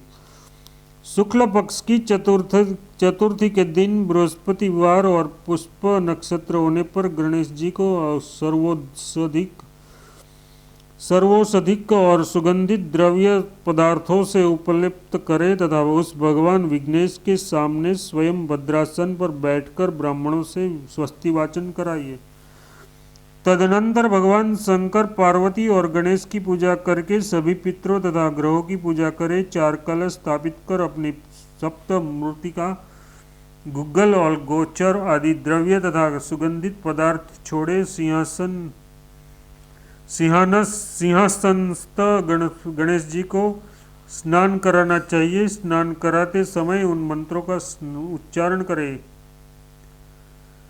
सहस्त्राक्ष शतधार भूषित पावनम कृतम तेन त्वामिष पावन पुनः। इस मंत्रों से स्नान कराकर हवन आदि कार्य करे। अनंतर हाथ में पुष्प, दूर्वा तथा सरसों लेकर गणेश जी की माता पार्वती को 3 बार पुष्पांजलि प्रदान करनी चाहिए। मंत्र उच्चारण करते हुए उस प्रकार प्रार्थना करनी चाहिए। रूपम देहि यशो देहि भवम भगवती देहि में पुत्रान देहि धनम देहि सर्वान कामाक्ष देहि में अचला बुद्धि में देहि धारणम ख्याति में च। यथार्थ हे भगवती, आप मुझे रूप, यश, तेज, पुत्र तथा धन दे। आप मेरी सभी कामनाओं को पूर्ण करें, मुझे अचल बुद्धि प्रदान करे और इस पृथ्वी पर प्रसिद्धि दे। प्रार्थना के पश्चात ब्रह्मा जी को तथा गुरु को भोजन कराकर उन्हें वस्त्र, युगल तथा दक्षिणा समर्पित करे। ये इस प्रकार भगवान गणेश तथा ग्रहों की पूजा करने से सभी कर्मों का फल प्राप्त होता है और अत्यंत श्रेष्ठ लक्ष्मी की प्राप्ति होती है। सूर्य, कार्तिकेय और विनायक का पूजन एवं तिलक करने से सभी सिद्धियों की प्राप्ति होती है। अध्याय 23वां समाप्त। पुरुष के शुभाशुभ लक्षण। राजा शतानिक ने पूछा, विप्रेंद्र, स्त्री और पुरुष के जो लक्षण कार्तिकेय ने बताए थे और जिस ग्रंथ को क्रोध में आकर भगवान शिव ने समुद्र में फेंक दिया था, वह कार्तिकेय को पुनः प्राप्त हुआ या नहीं, उसे आप मुझे बताइए। सुमंत मुनि ने कहा, राजेंद्र, कार्तिकेय ने स्त्री पुरुष का जो लक्षण कहा है वह वैसा ही मैं वह कह रहा हूँ। व्योमकेश भगवान ने सुपुत्र कार्तिकेय के जवाबनी शक्ति के द्वारा कौंच पर्वत को विदीर्ण किया। उस समय ब्रह्मा जी उन पर प्रसन्न हो उठे। उन्होंने कार्तिकेय से कहा कि हम तुम पर प्रसन्न हो, जो चाहो वर मुझसे मांग लो।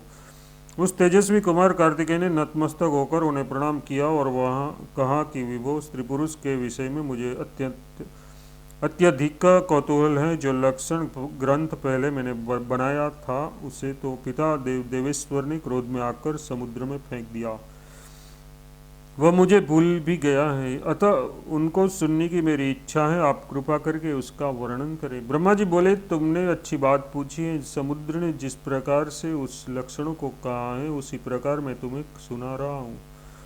समुद्र ने स्त्री पुरुष के उत्तम, मध्यम तथा अधम 3 प्रकार के लक्षण बताए हैं। शुभाशुभ लक्षण देखने वाले को चाहिए कि वह शुभ मुहूर्त में मध्याह्न के पूर्व पुरुष के लक्षणों को देखे। प्रमाण सहित छायागति, संपूर्ण अंग, दांत, केश, नख, दाढ़ी, मुछ का लक्षण देखना चाहिए। पहले आयु की परीक्षा करके ही लक्षण बताने चाहिए। आयु कम हो तो सभी लक्षण व्यर्थ हैं। अपनी अंगुलियों से जो पुरुष 108 यानी 4 हाथ 12 अंगुल का होता है वह उत्तम होता है। 100 अंगुली का होने पर मध्यम और 90 अंगुली का होने पर अधम माना जाता है। लंबाई के प्रमाण का वही लक्षण आचार्य समुद्र ने कहा है। हे कुमार, अब मैं पुरुष के अंगों का लक्षण कहता हूँ। जिसका पैर कोमल, मांसल, रक्तवर्ण, सिग्न,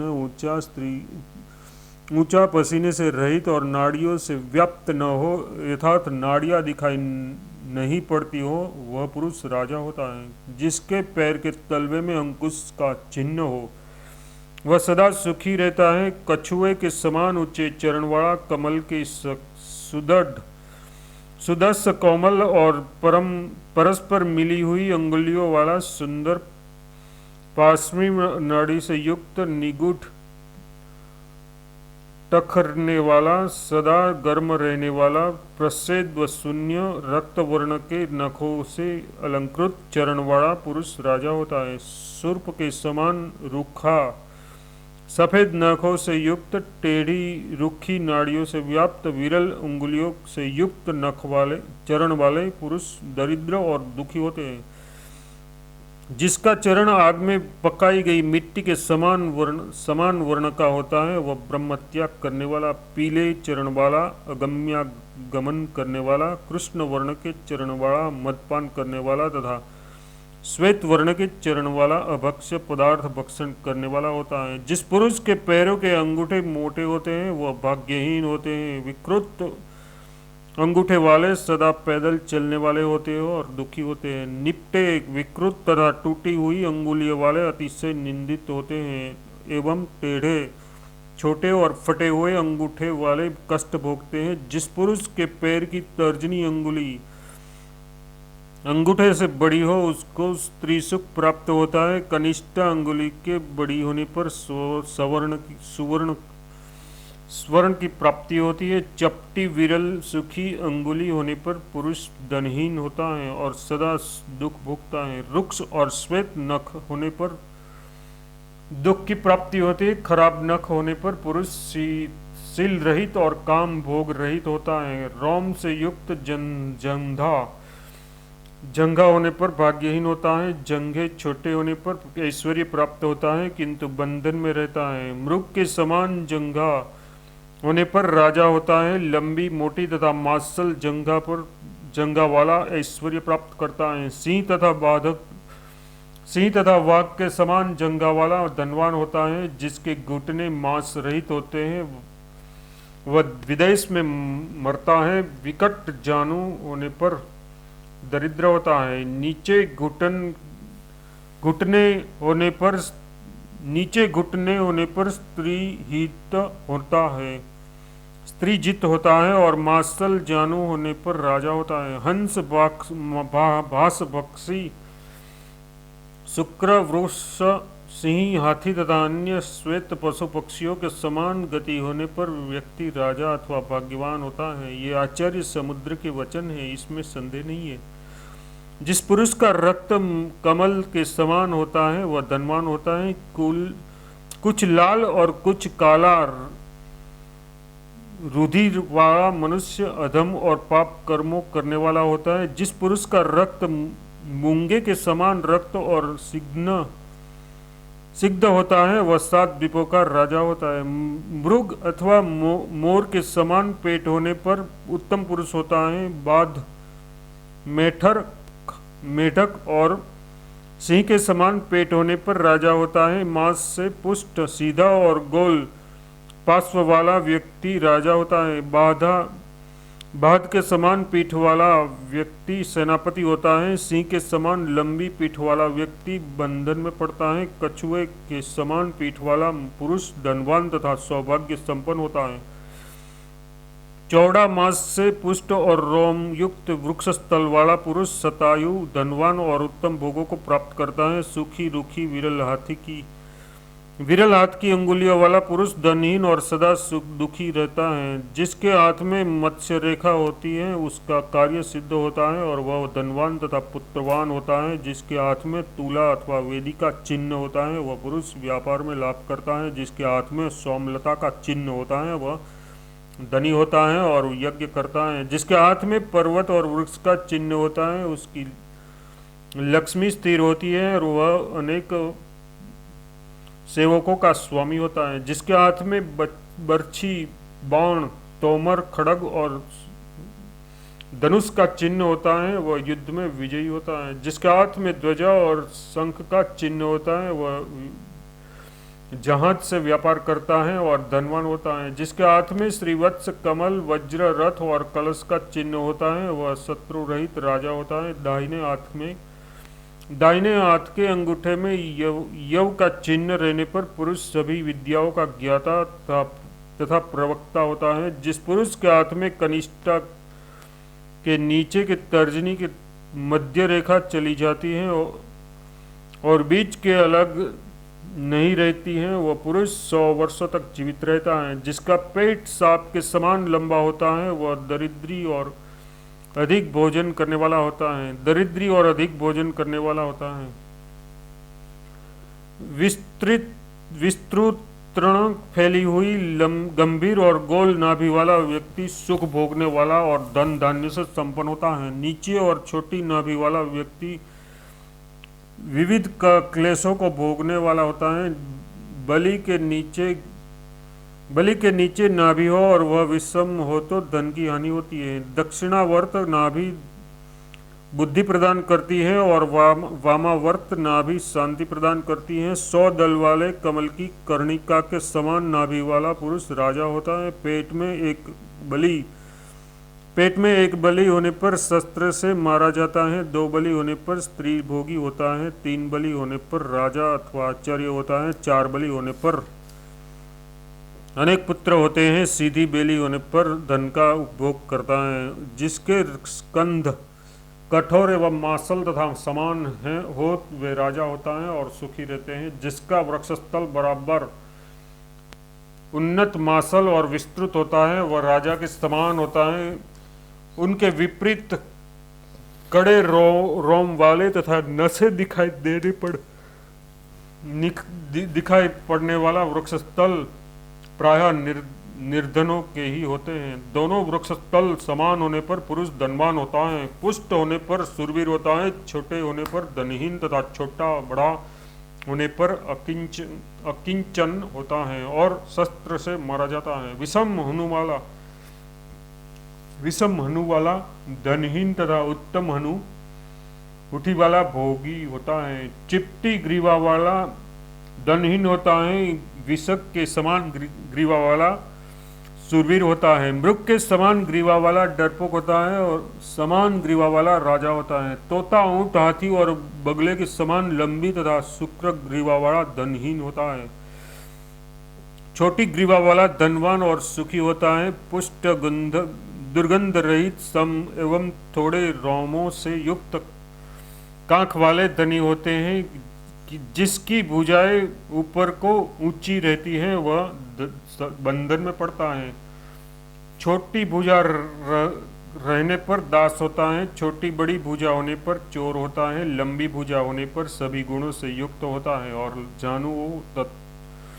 जानुओं तक लंबी भुजा होने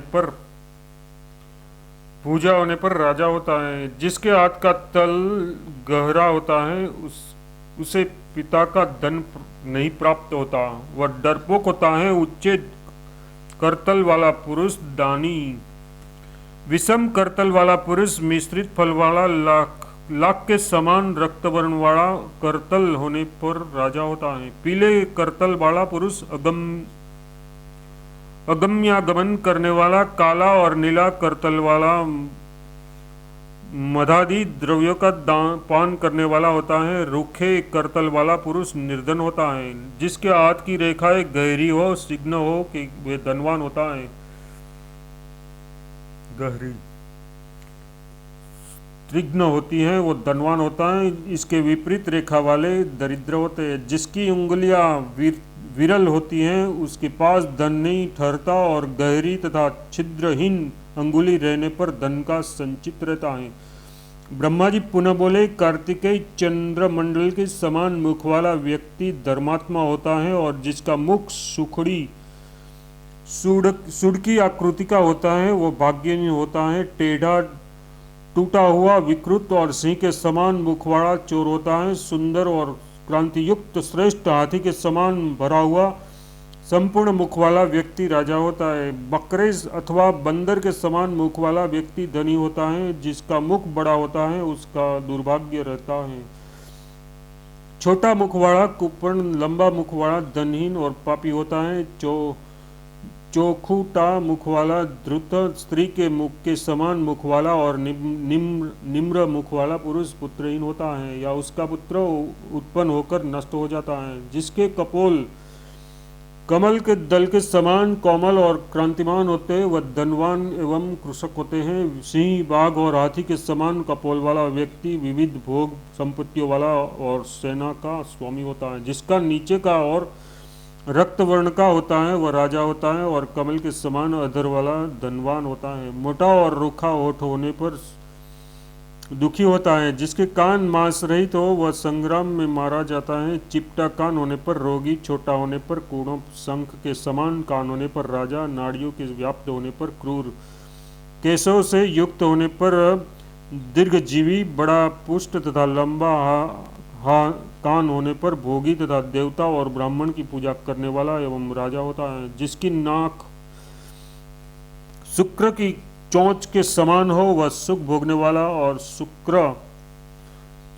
शुष्क नाक वाला दीर्घजीवी होता है। पतली नाक वाला राजा, लंबी नाक वाला भोगी, छोटी नाक वाला धर्मशील, हाथी, घोड़ा, सिंह या सुई की भांति तीखी नाक वाला व्यापार में सफलता होती है। कुंद पुष्प की कली के समान उज्ज्वल दांत वाला राजा तथा हाथी के समान दांत वाला एवं चिकने दांत वाला गुणवान होता है। भालू और बंदर के समान दांत वाले नित्य भूख से व्याकुल रहते हैं। कराल, रूखे, अलग अलग और फूटे हुए दांत वाले दुख से जीवन व्यतीत करने वाले होते हैं। 32 दांत वाले राजा, 31 दांत वाले भोगी, 30 दांत वाले सुख दुख भोगने वाले तथा 29 दांत वाले पुरुष दुख ही भोगते हैं। काली या चित्रवर्ण की जीभ होने पर व्यक्ति दास वृत्ति से जीवन व्यतीत करता है। रूखी और मोटी जीभ वाला क्रोधी, श्वेत वर्ण की जीभ वाला पवित्र आचरण से संपन्न होता है। निम्र, सिग्न, अर्धभाग, रक्तवर्ण और छोटी जीवा वाला विद्वान होता है। कमल के पत्ते के समान पतली, लंबी, न बहुत मोटी और न बहुत चौड़ी जीभा रहने पर राजा होता है। काले रंग का तालू वाला, अपने कुल का नाशक, पीले तालू वाला, दुख भोगने वाला, सिंह और हाथी के तालू के समान तथा कमल के समान तालू वाला राजा होता है। श्वेत तालू वाला धनवान होता है। रूखा, फटा हुआ तथा विकृत तालू वाला मनुष्य अच्छा नहीं माना जाता। हंस के समान स्वर वाले तथा मेढक के समान गंभीर स्वर वाले पुरुष धन्य माने गए हैं। कौंच के समान स्वर वाले राजा महान धनी तथा विविध सुखों का भोग करने वाले होते हैं। चक्रवाक के समान जिनका स्वर होता है ऐसे व्यक्ति धन तथा धर्म वत्सल राजा होते हैं। घड़े एवं दुदुम्भी के समान स्वर वाले पुरुष राजा होते हैं। रूखे, ऊंचे, क्रूर पशुओं के समान तथा दर्दुर स्वर वाले पुरुष दुख भागी होते हैं। नीलकंठ पक्षी के समान स्वर वाले भाग्यवान होते हैं। फूटे कांस के बर्तन के समान तथा टूटे फूटे स्वर वाले अधम कहे गए हैं। दाडिम्ब के पुष्प के समान नेत्र वाला राजा, व्याघ्र के समान नेत्र वाला क्रोधी, केकड़े के समान आंख वाला झगड़ालू, बिल्ली और हंस के समान नेत्र वाला पुरुष अधम होता है। मयूर एवं नकुल के समान आंख वाले मध्यम माने गए हैं। शहद के समान पिंगल वर्ण के नेत्र वाले लक्ष्मी कभी भी त्याग नहीं करती। गोरच, गुंजा और हरताल के समान पिंगल नेत्र वाला बलवान और धनेश्वर होता है। अर्धचंद्र के समान ललाट होने पर राजा होता है। बड़ा ललाट होने पर धनवान होता है। छोटा ललाट होने पर धर्मात्मा होता है। ललाट के बीच जिस स्त्री तथा पुरुष के 5 आड़ी रेखाएं होती है वह 100 वर्ष तक जीवित रहता है।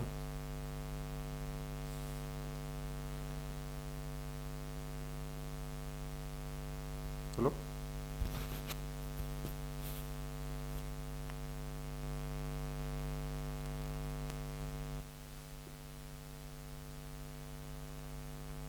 सौ वर्ष तक जीवित रहता है और ऐश्वर्य भी प्राप्त करता है।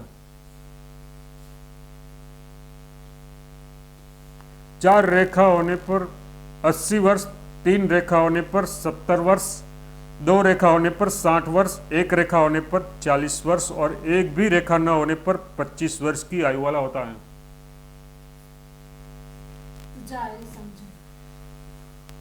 इस रेखाओं के द्वारा हीन, मध्यम और पूर्ण आयु की परीक्षा करनी चाहिए। छोटी रेखा होने पर अधिक युक्त तथा अल्पायु होने पर लंबी लंबी रेखा होने पर दीर्घायु होता है। जिसके ललाट में त्रिशूल अथवा पट्टिस का चिन्ह होता है वह बड़ा प्रतापी, कार्तिक, कीर्ति संपन्न होता है।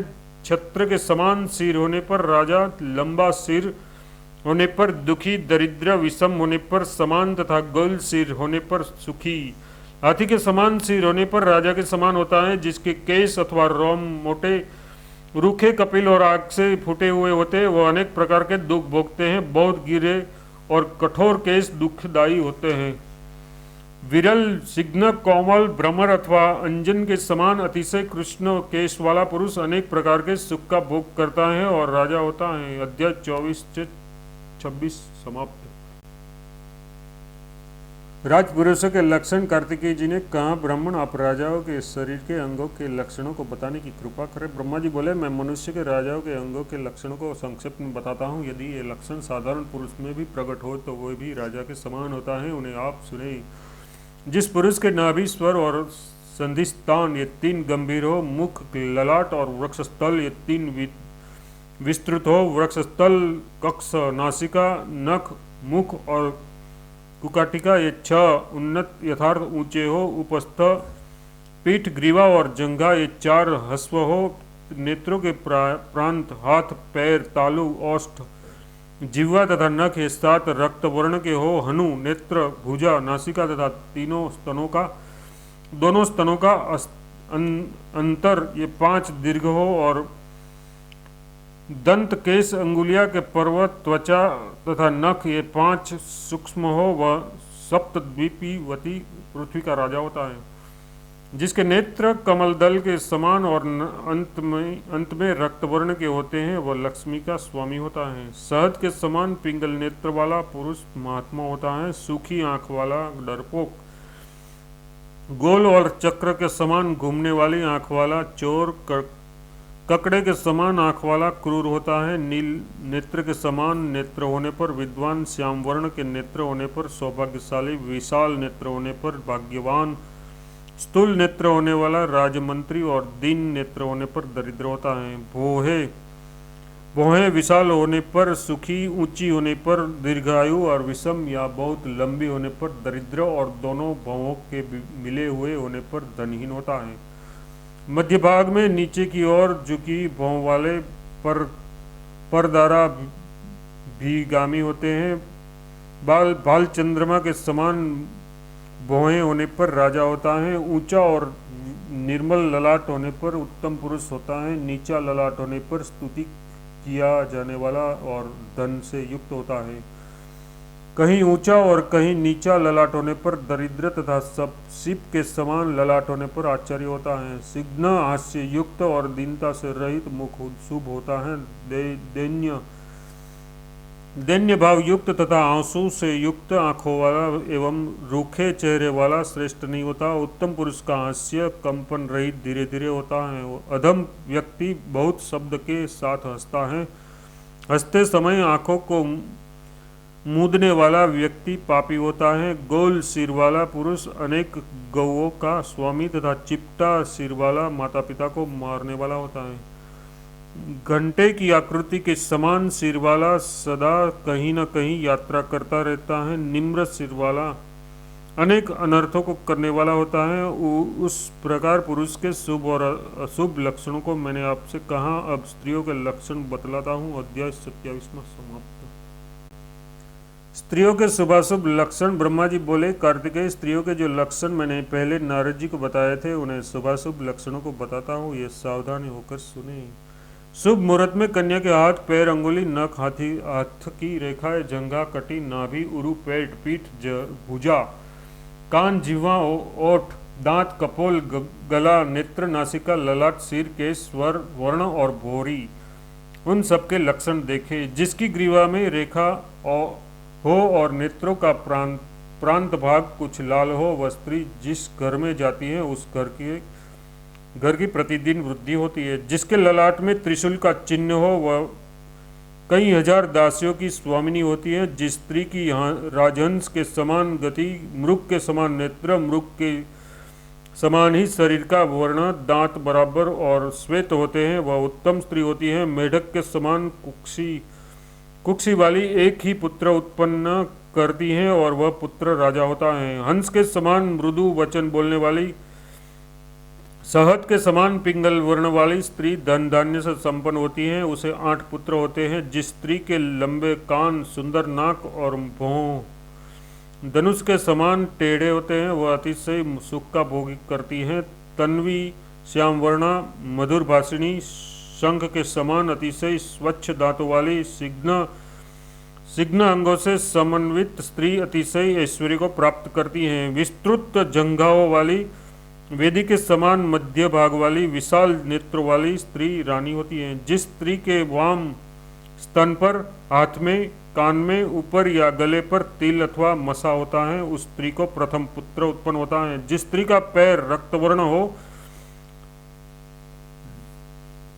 ढेहू के बहुत ऊंचे न हो, छोटी एड़ी हो, परस्पर मिली हुई सुंदर उंगलियों हो, लाल नेत्र हो, ऐसी स्त्री अत्यंत सुख भोग करती है। जिसके पैर बड़े बड़े हो, सभी अंगों में रोम हो, छोटे और मोटे हाथ हो, वह दासी होती है। जिस स्त्री के पैर उत्कट हो, मुख विकृत हो, उसके ओठ के ऊपर रोम हो, वह शीघ्र अपने पति को मार देती है। जो स्त्री पवित्र पतिव्रता, देवता, गुरु और ब्राह्मणों की भक्त होती है, वह मानुषी कहलाती है। नित्य स्नान करने वाली, सुगंधित द्रव्य लगाने वाली, मधुर वचन बोलने वाली, थोड़ा खाने वाली, कम सोने वाली और सदा पवित्र रहने वाली स्त्री देवता होती है। गुप्त रूप से पाप करने वाली, अपने पाप को छिपाने वाली, अपने हृदय के अभिप्राय को किसी के साथ प्रकट न करने वाली स्त्री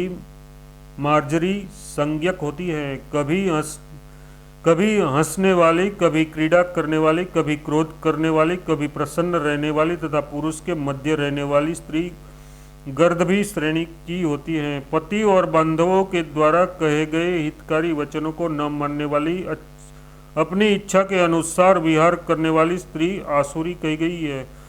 बहुत खाने वाली, बहुत बोलने वाली, खोटे वचन बोलने वाली, पति को मारने वाली स्त्री राक्षसी संज्ञक होती है। शौच, आचार और रूप से रहित, सदा मलिन रहने वाली, अतिशय भयंकर स्त्री पिशाची कहलाई है। अतिशय चंचल स्वभाव वाली, चंचल नेत्र वाली, इधर उधर देखने वाली, लोभी नारी वानरी संज्ञक होती हैं। चंद्रमुखी, मदमत हाथी के समान चलने वाली, रक्त वर्ण के नखों वाली, शुभ लक्षणों से युक्त हाथ पैर वाली स्त्री विद्याधरी श्रेणी की होती है। वीणा, मृदंग, वंशी आदि वाद्यों के शब्दों को सुनने तथा पुष्पों और विविध सुगंधित द्रव्यों में अभिरुचि रखने वाली स्त्री गांधर्वणी श्रेणी की होती है।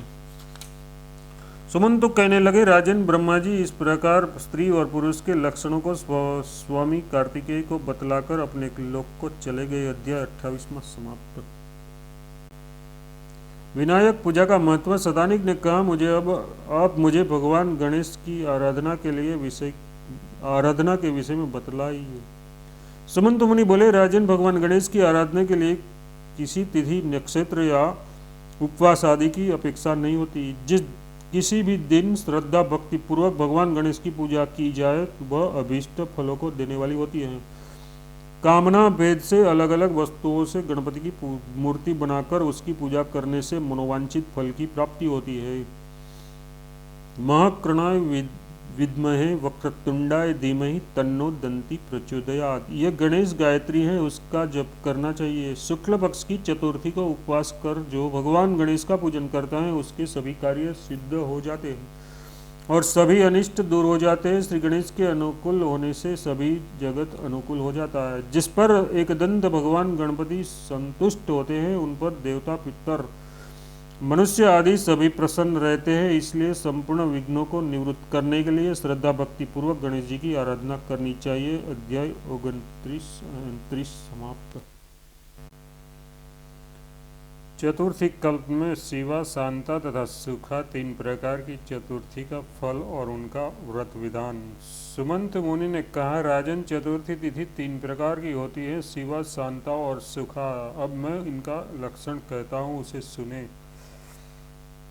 भाद्रपद मास की शुक्ला पक्ष चतुर्थी का नाम शिवा है। इस दिन जो स्नान, दान, उपवास, जप आदि सत्कर्म किया जाता है वह गणपति के प्रसाद से 100 गुना हो जाता है।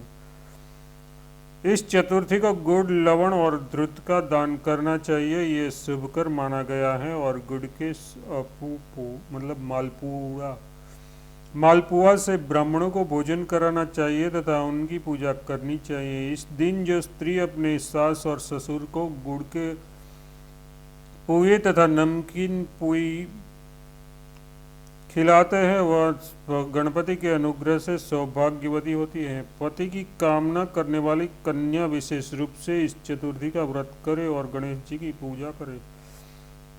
राजन, ये शिवा चतुर्थी का विधान है। माघ मास की शुक्ला चतुर्थी को शांता कहते हैं। वह शांता तिथि नित्य शांति प्रदान करने के कारण शांता कही गई है।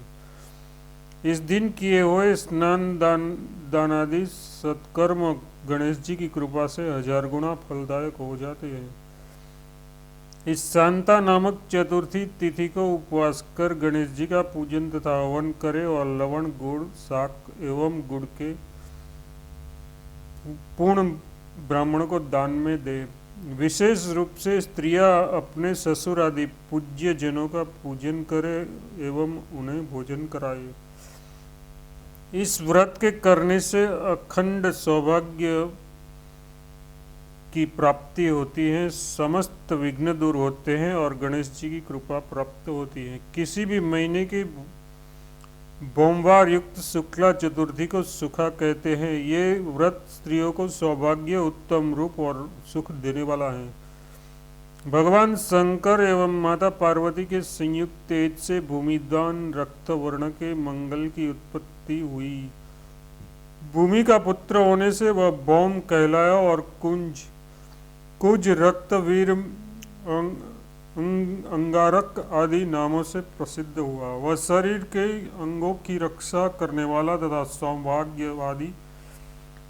सौभाग्य आदि देने वाला है, इसलिए अंगारक कहलाया। जो पुरुष तथा स्त्री सोमवार युक्त शुक्ला चतुर्थी को उपवास करके भक्तिपूर्वक प्रथम गणेश जी का, तदनंतर रक्त चंदन, रक्त पुष्प आदि के भौम का पूजन करते हैं, उन्हें सौभाग्य और उत्तम रूप संपत्ति की प्राप्ति होती है। प्रथम संकल्प कर स्नान करें, अनंतर गणेश स्मरण पूर्वक हाथ में शुद्ध मृतिका लेकर उस मंत्र को पढ़े। हि त्वं वंदिता पूर्व कृष्णेनोद्रता किल तस्मान में दह पापमान यनम मया पूर्व संचितम। इसके बाद मृतिका को गंगा जल से मिश्रित कर सूर्य के सामने करे, तदनंतर अपने सिर आदि अंगों में लगाए और फिर जल के मध्य खड़ा होकर इस मंत्र को पढ़कर नमस्कार करें। त्वमापो योनि सर्वेषां दैत्य दानव दोकसाम स्वेदांग ज्योतिर्भिदा चैव रसाना पतये नमः। अनंतर सभी तीर्थों, नदियों, सरोवरों, झरनों और तालाबों में मैंने स्नान किया। इस प्रकार भावना करता हुआ गोते लगाकर स्नान करे, फिर पवित्र होकर घर में आकर दूर्वा, पीपल, समी तथा गौ का स्पर्श करे। इनके स्पर्श करने के मंत्र इस प्रकार हैं। दूर्वा स्पर्श करने का मंत्र त्वम दुर्वेमृत नमासि सर्वदेवस्तु वंदिता दह त्वत्सर्व दुर्वितम जन्मया कृतम। समी स्पर्श करने का मंत्र पवित्राणाम पवित्रा त्वम काश्यपी प्रथिता श्रुतो समी समय में पापम नूनम वैस्सी धरा धरान। पीपल वृक्ष स्पर्श करने का मंत्र नेत्र स्पंदादि दुखम दुखम प्र दुर्विचिंतनम सकानाम च समुधम त्वम क्षमस्व में। गौ को स्पर्श करने का मंत्र सर्वदेवमयी देवी मुनि विष्णु सुपूजिता तस्मात् स्पुहामि वंदे त्वाम वंदिता पापहा भव। श्रद्धा पूर्वक पहले गौ की प्रदक्षिणा कर उपयुक्त मंत्रों को पढ़े और गौ का स्पर्श करे। जो गौ की प्रदक्षिणा करता है उसे संपूर्ण पृथ्वी की प्रदक्षिणा का फल प्राप्त होता है। इस प्रकार इसको स्पर्श कर हाथ पैर धोकर आसन पर बैठकर आचमन करे। अनंतर खदीर मतलब खैर की समधियोग से अग्नि प्रज्वलित कर दुग्ध यव तिल तथा विविध भक्ष्य पदार्थों से मंत्र पढ़ते हुए हवन करे। आहुति इन मंत्रों से दे। ओम सर्वाय स्वाहा, ओम सर्वपुत्राय स्वाहा, ओम श्रोक्षु स्वाहा, ओम कुंजाय स्वाहा, ओम ललिताय स्वाहा तथा ओम लोहितांग स्वाहा। इन प्रत्येक मंत्रों से 108 या अपनी शक्ति के अनुसार आहुति दे। तद अनंतर सुवर्ण चांदी चंदन या देवदारू के काष्ठ की मंगल की मूर्ति बनाकर तांबे अथवा चांदी के पात्र में उसे स्थापित करे। घी कुमकुम रक्त चंदन रक्त पुष्प नैवेद्य आदि से उसकी पूजा करे अथवा अपनी शक्ति के अनुसार पूजा करे। अथवा ताम्र मृतिका या वांस के बने पात्र में कुमकुम केसर आदि से मूर्ति अंकित कर पूजा करे।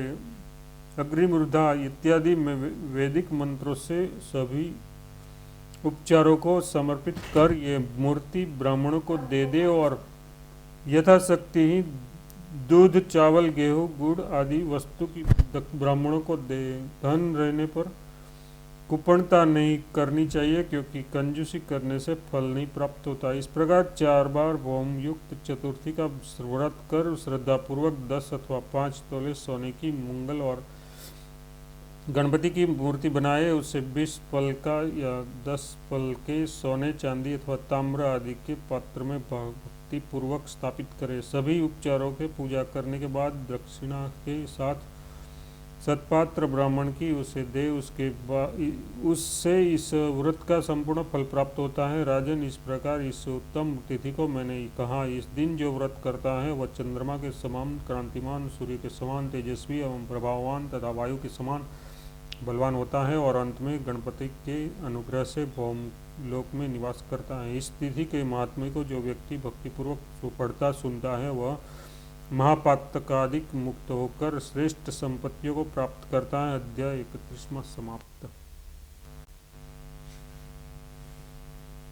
पंचमी कल्प का आरंभ, पंचमी की कथा, पंचमी व्रत का विधान और फल। सुमंत मुनि बोले, राजन, अब मैं पंचमी कल्प का वर्णन करता हूँ। पंचमी तिथि नागों को अत्यंत प्रिय है और उन्हें आनंद देने वाली है।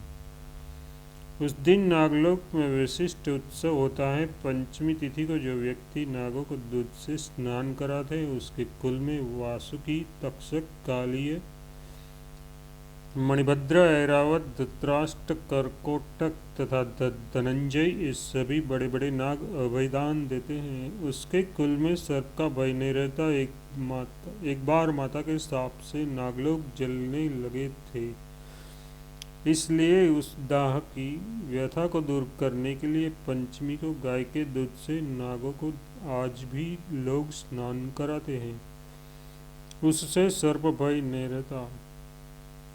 राजा ने पूछा, महाराज, नागमाता ने नागों को क्यों शाप दिया था और फिर वे कैसे बच गए? उसका आप विस्तार पूर्वक वर्णन करें।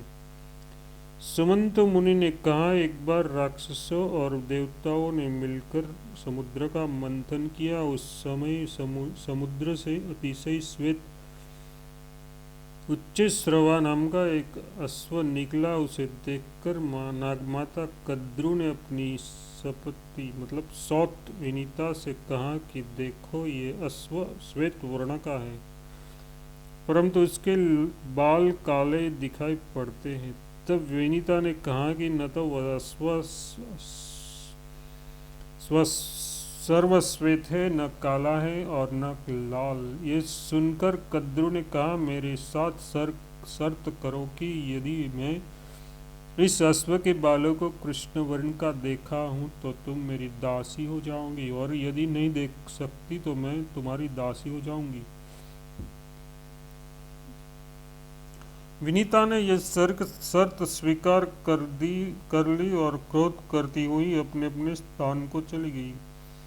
कद्रु ने अपने पुत्र नागों को बुलाकर सब वृत्तांत उन्हें सुना दिया और कहा कि पुत्रों, तुम अश्व के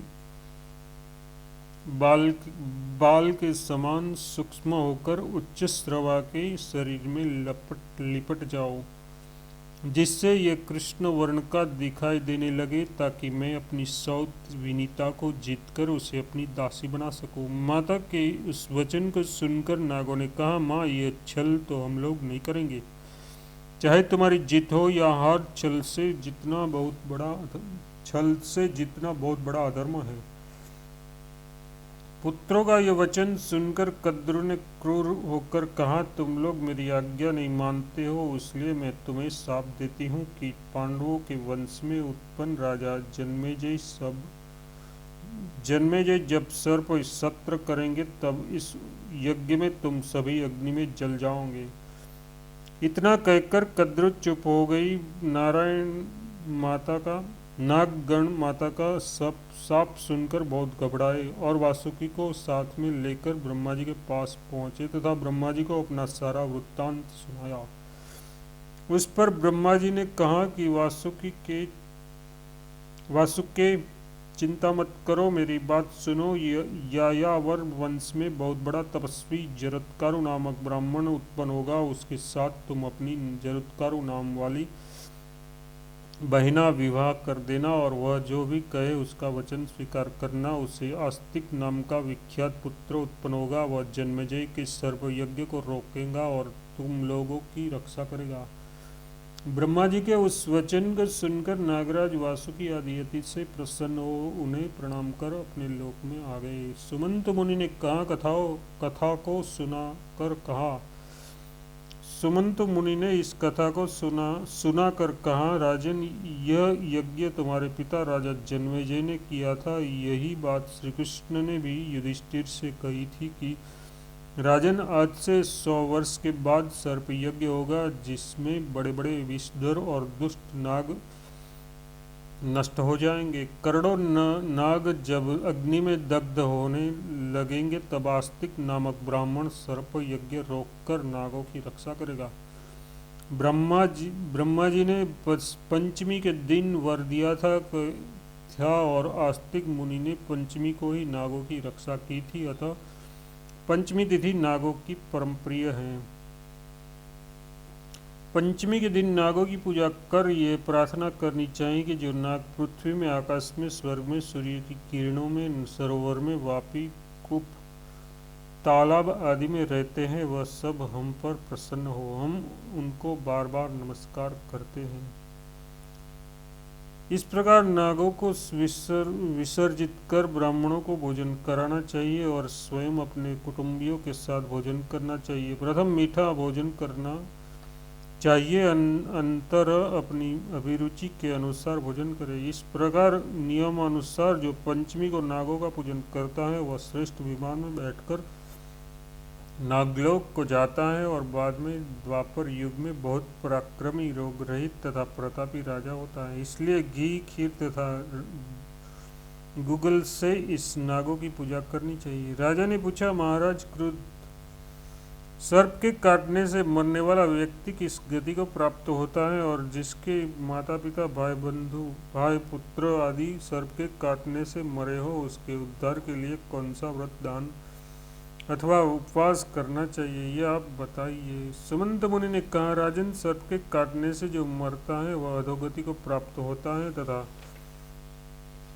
निर्विष निर्विष सर्प होता है, और जिसके माता पिता आदि सर्प के काटने से मरते हैं वह उनकी सद्रुति के लिए भाद्रपद के शुक्ल पक्ष की पंचमी तिथि को उपवास कर नागों की पूजा करे। यह तिथि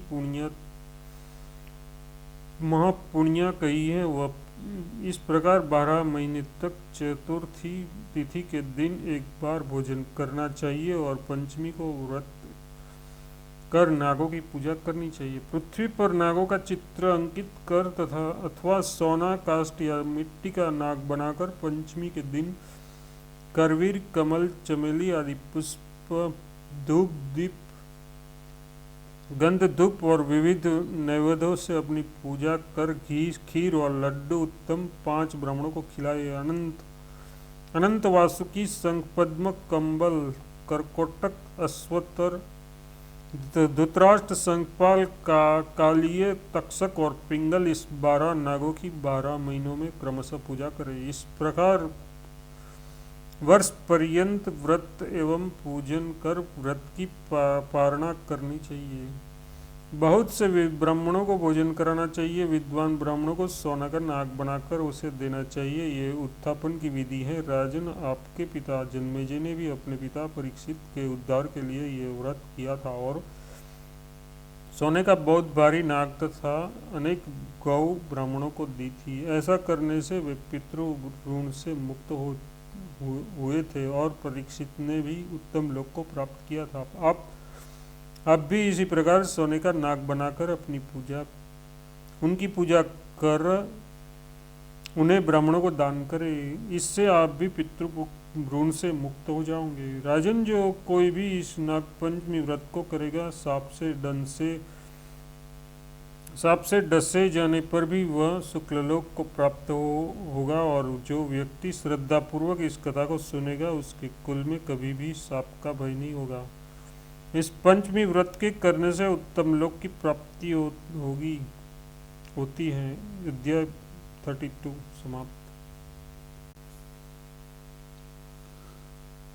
सर्पों के लक्षण, स्वरूप और जाति। राजा शतानिक ने पूछा, मुने, सर्पों के कितने रूप हैं, क्या लक्षण है, कितने रंग है और उनकी कितनी जातियां हैं, उसका आप वर्णन करें। सुमंत मुनि ने कहा, राजन, इस विषय में सुमेरु पर्वत पर महर्षि कश्यप और गौतम का जो संवाद हुआ था उसका मैं वर्णन करता हूँ। महर्षि कश्यप किसी समय अपने आश्रम में बैठे थे। उस समय वहाँ उपस्थित महर्षि गौतम ने उन्हें प्रणाम कर विनय पूर्वक पूछा, महाराज, सर्पों के लक्षण, जाति, वर्ण और स्वभाव किस प्रकार के हैं, उनका आप वर्णन करें तथा उसकी उत्पत्ति किस प्रकार हुई है वह भी बताइए।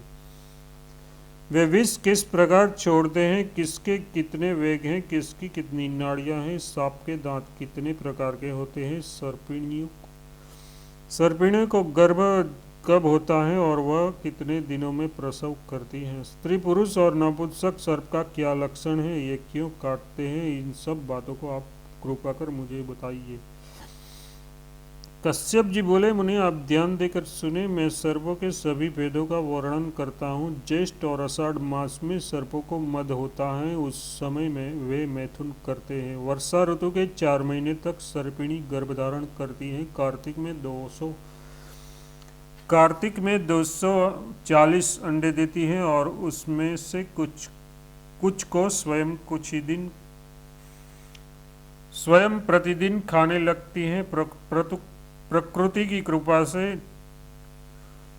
कुछ एक अंडे इधर उधर ढुलकर बच जाते हैं। सोने की तरह चमकने वाले अंडों में पुरुष सुवर्ण के तक वर्ण के समान आभा वाले और लंबी रेखाओं से युक्त अंडों से स्त्री तथा शीर्ष पुष्प के समान रंग वाले अंडों के बीच नपुंसक सर्प होता है। उन अंडों को सर्पिणी 6 महीनों तक सेती है। अनंतर अंडों के फूटने पर उससे सर्प निकलते हैं और वे बच्चे अपनी माता से स्नेह करते हैं।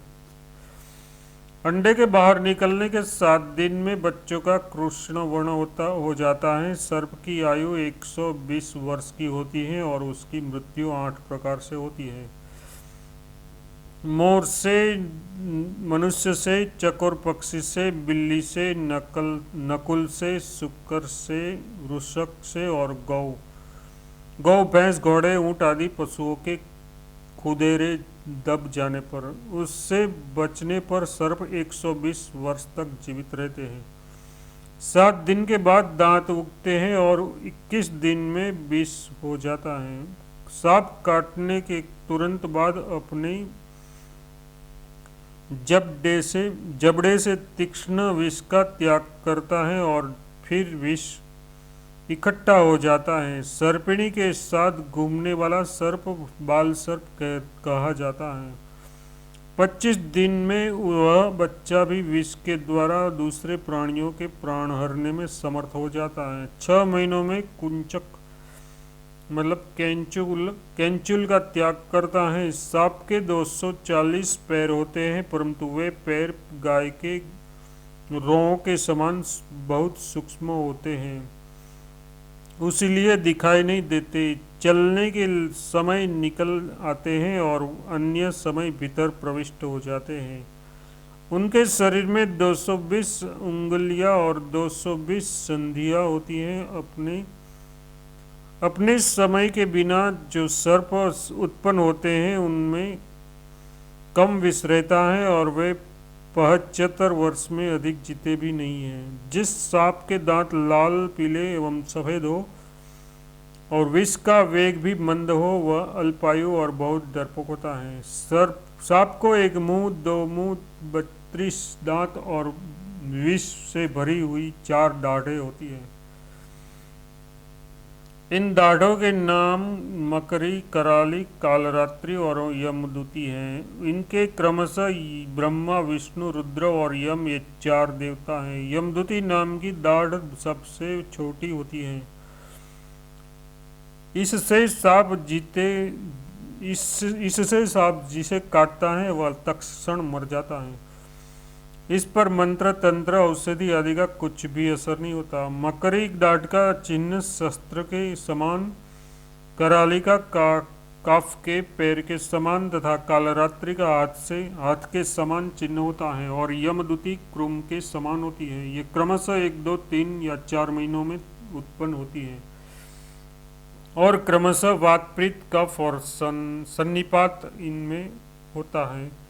क्रमशः गुड़ युक्त भात, कसाय युक्त अन्न, कटु पदार्थ, सन्निपात में दिया जाने वाला पथ्य उसके द्वारा काटे गए व्यक्ति को देना चाहिए।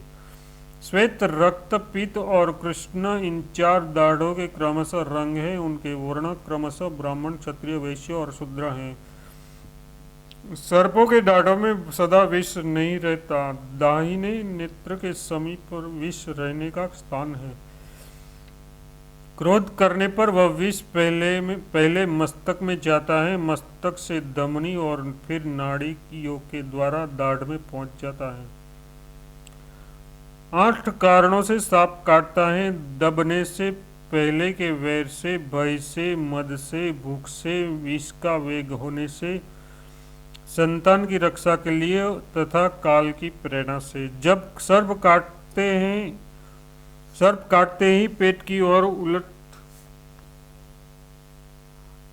जाता है और उसकी दाढ़ टेढ़ी हो जाती है, तब उसे दबा हुआ समझना चाहिए। जिसके काटने से बहुत बड़ा घाव हो जाए उसको अत्यंत द्वेष से काटा है, ऐसा समझना चाहिए। एक दाढ़ का चिन्ह हो जाए किंतु वह भी भली भांति दिखाई न पड़े तो वह भय से काटा हुआ समझना चाहिए। इसी प्रकार रेखा की तरह दाढ़ दिखाई दे तो वह मद से काटा हुआ। 2 दाढ़ दिखाई दे और बड़ा घाव भर जाए तो भूख से काटा हुआ। 2 दाढ़ दिखाई दे और घाव में रक्त हो जाए तो वह विष के वेग से काटा हुआ। 2 दाढ़ दिखाई दे और किंतु घाव न रहे तो संतान की रक्षा के लिए काटा हुआ मानना चाहिए। काफ के पैर की तरह 3 दांत गहरे दिखाई दे या 4 दांत दिखाई दे तो काल की प्रेरणा से काटा हुआ जानना चाहिए। ये असाध्य है, इसकी कोई भी चिकित्सा नहीं है। सर्प के काटने के दंत, दंतानुसित और दंतोत ये 3 भेद हैं। सर्प के काटने के बाद ग्रीवा यदि झुके तो दंत तथा फाट कर पार पड़े तो दंतानुष कहते हैं। इसमें तिहाई विष चढ़ता है और काटकर सब विष उगल दे तथा स्वयं निर्विष होकर उलट जाए, पीठ के बल उल्टा हो जाए, उसका पेट दिखाई दे तो उसे दंतोस्त कहते हैं। अध्याय 33 समाप्त। विभिन्न तिथियों एवं नक्षत्र में कालसर्प से डसे हुए पुरुष के लक्षण, नागों की उत्पत्ति की कथा। कश्यप मुनि बोले, गौतम, अब मैं कालसर्प से काटे हुए पुरुष का लक्षण कहता हूँ। जिस पुरुष को कालसर्प काटता है उसकी जिह्वा भंग हो जाती है, हृदय में दर्द होता है, नेत्रों से दिखाई नहीं देता, दांत और शरीर पके हुए जामुन के फल के समान काले पड़ जाते हैं, अंगों में शिथिलता आ जाती है, विष्ठा का परित्याग हो जाता है, कंधे, कमर और ग्रीवा झुक जाते हैं, मुख नीचे की ओर लटका जाता है, आंखें चढ़ जाती है, शरीर में दाह और कंपन होने लगता है, बार बार आंखें बंद हो जाती हैं। शस्त्र से शरीर में काटने पर खून नहीं निकलता, वेद से मारने पर भी शरीर में रेखा नहीं पड़ती, काटने का स्थान कटे हुए जामुन के समान नीले रंग का फूला हुआ रक्त से परिपूर्ण और कौवे के पैर के समान हो जाता है, हिचकी आने लगती है, कंठ अवरुद्ध हो जाता है, श्वास की गति बढ़ जाती है, शरीर का रंग पीला पड़ जाता है। ऐसी अवस्था को कालसर्प से काटा हुआ समझना चाहिए। उसकी मृत्यु आसन समझनी चाहिए। घाव फूल जाए, नील के रंग का हो जाए, अधिक पसीना आने लगे, नाक से बोलने लगे, ओठ लटक जाए, हृदय में कंपन होने लगे और कालसर्प के काटा हुआ समझना चाहिए। दांत पीसने लगे, नेत्र उलट जाए, लंबी श्वास आने लगे, ग्रीवा लटक जाए, नाभि पकड़ने लगे तो कालसर्प से काटा हुआ जानना चाहिए। दर्पण या जल में अपनी छाया न दिखे, सूर्य तेजहीन दिखाई पड़े, नेत्र लाल हो जाए, संपूर्ण शरीर कष्ट के कारण कांपने लगे तो उसे कालसर्प से काटा हुआ समझना चाहिए। उसकी शीघ्र ही मृत्यु संभाव्य है। अष्टमी, नवमी, कृष्णा चतुर्दशी और नाग पंचमी के दिन जिसको सांप काटता है उसके प्रायः प्राण नहीं बचते। आद्रा, आश्लेषा, मधा, भरणी, कृतिका, विशाखा तीनों पूर्वा, मूल, स्वाति और सतभिषा नक्षत्र में जिसको सांप काटता है वह भी नहीं बचता। इस नक्षत्रों में विष पीने वाला व्यक्ति भी तत्काल मर जाता है, क्योंकि तिथि और नक्षत्र दोनों मिल जाए तथा खंडहर में, स्मशान में और सूखे वृक्ष के नीचे जिसे सांप काटते हैं वह नहीं जीता। मनुष्य के शरीर में 108 मर्म स्थान है, उसमें भी शंख, यथार्थ ललाट की हड्डी, आंख, भ्रूमध्य, वस्ती, अंडकोश का ऊपरी भाग, कक्ष, कंध, हृदय, वक्षस्थल, तालु, टोडी और गुदा ये 12 मुख्य मर्मस्थान हैं। उसमें सर्प काटने से अथवा शस्त्राघात होने पर मनुष्य जीवित नहीं रहता। अब सर्प काटने के बाद जो वैद्य को बुलाने जाता है उस दूत का लक्षण कहता हूँ। उत्तम जाति का हीन वर्ण दूत और हीन जाति का उत्तम वर्ण दूत भी अच्छा नहीं होता। वह दूत हाथ में दंड लिए हुए हो, 2 दूत हो, कृष्ण अथवा रक्त वस्त्र पहने हो, मुख ढके हो, सिर पर एक वस्त्र लपेटे हो, शरीर में तेल लगाए हो, केश खोले हो, जो जोर से बोलता हुआ आए, हाथ पैर पिटे तो ऐसा दूत अत्यंत अशुभ है। जिस रोगी का दूत इन लक्षणों से युक्त वैद्य के समीप जाता है वह रोगी अवश्य ही मर जाता है। कश्यप जी बोले, गौतम, अब मैं भगवान शिव के द्वारा कथित नागों की उत्पत्ति के विषय में कहता हूँ। पूर्व काल में ब्रह्मा जी ने अनेक नागों एवं ग्रहों की सृष्टि की। अनंत नाग, सूर्य, वासुकी, चंद्रमा, तक्षक, भौम, करकोटक, बुध, पद्म, बृहस्पति, महापद्म, शुक्र, कुशिक और शंखपाल शनेश्वर ग्रह के रूप है। रविवार के दिन 10वां और 14वां यमार्धम, सोमवार को 8वां और 12वां, भोमवार को 6ठा और 10वां, बुधवार को 9वां, बृहस्पतियों को 2रा और 6ठा, शुक्रवार को 4था, 8वां और 10वां, शनिवार को 1ला, 16वां, 2रा और 12वां प्रहरार्ध अशुभ है। इन समयों में सर्प के काटने से व्यक्ति जीवित नहीं रहता। अध्याय 34 समाप्त। सर्पों के विष का वेग, फैलाव तथा 7 धातुओं में प्राप्त विष के लक्षण और उनकी चिकित्सा। कश्यप जी बोले, गौतम, यदि ये ज्ञात हो जाए कि सर्प ने अपनी यमदूती नामक दाढ़ से काटा है तो उसकी चिकित्सा न करे, उस व्यक्ति को मरा हुआ ही समझे। दिन में और रात में 2रा और 16वां प्रहरार्ध साप से संबंधित नागोदय नामक बेला कही गई है। उसमें सांप काटे तो काल के द्वारा काटा गया समझना चाहिए और उसकी चिकित्सा नहीं करनी चाहिए। पानी में बाल डुबाने पर और उसे उठाने पर बाल के अग्रभाग से जितना जल गिरता है उनकी ही मात्रा में विष सर्प प्रविष्ट कराता है। वह विष संपूर्ण शरीर में फैल जाता है। जितनी देर में हाथ पसारना और समेटना होता है उतनी ही सूक्ष्म समय में काटने के बाद विष मस्तक में पहुंच जाता है। हवा से नाक की लपट फैलने के समान रक्त में पहुंचने पर विष की बहुत वृद्धि हो जाती है। जैसे जल में तेल की बूंद फैल जाती है, वैसे ही त्वचा में पहुंचकर विष दूना हो जाता है। रक्त में 4 गुना, पित्त में 8 गुना, कफ में 16 गुना, वात में 30 गुना, मज्जा में 60 गुना और प्राणों में पहुंचकर वह विष अनंत गुना हो जाता है। वह इस प्रकार सारे शरीर में विष के व्याप्त हो जाने तथा श्रवण शक्ति बंद हो जाने पर वह जीव श्वास नहीं ले पाता और उसका प्राणांत हो जाता है। वह शरीर पृथ्वी आदि पंचभूतों से बना है। मृत्यु के बाद भूत पदार्थ अलग अलग हो जाते हैं और अपने में लीन हो जाते हैं। अतः विष की चिकित्सा बहुत शीघ्र करनी चाहिए। विलंब होने से रोगी असाध्य हो जाता है। सर्पादि जीवों का विष जिस प्रकार प्राण हरण करने वाला होता है वैसे ही संख्या आदि विष भी प्राणों को हरण करने वाले होते हैं।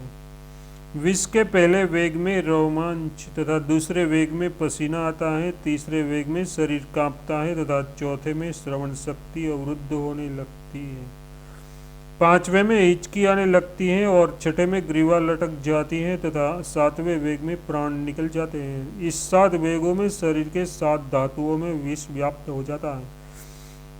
इस धातुओं में पहुंचे हुए विष का अलग अलग लक्षण तथा उपचार इस प्रकार है। आंखों के आगे अंधेरा छा जाए और शरीर में बार बार जलन होने लगे तो यह जानना चाहिए कि विष त्वचा में है। इस अवस्था में आंख की जड़, अपामार्ग, तगर और प्रियंगु इनको जल में धोकर पिलाने से विष की बाधा शांत हो सकती है।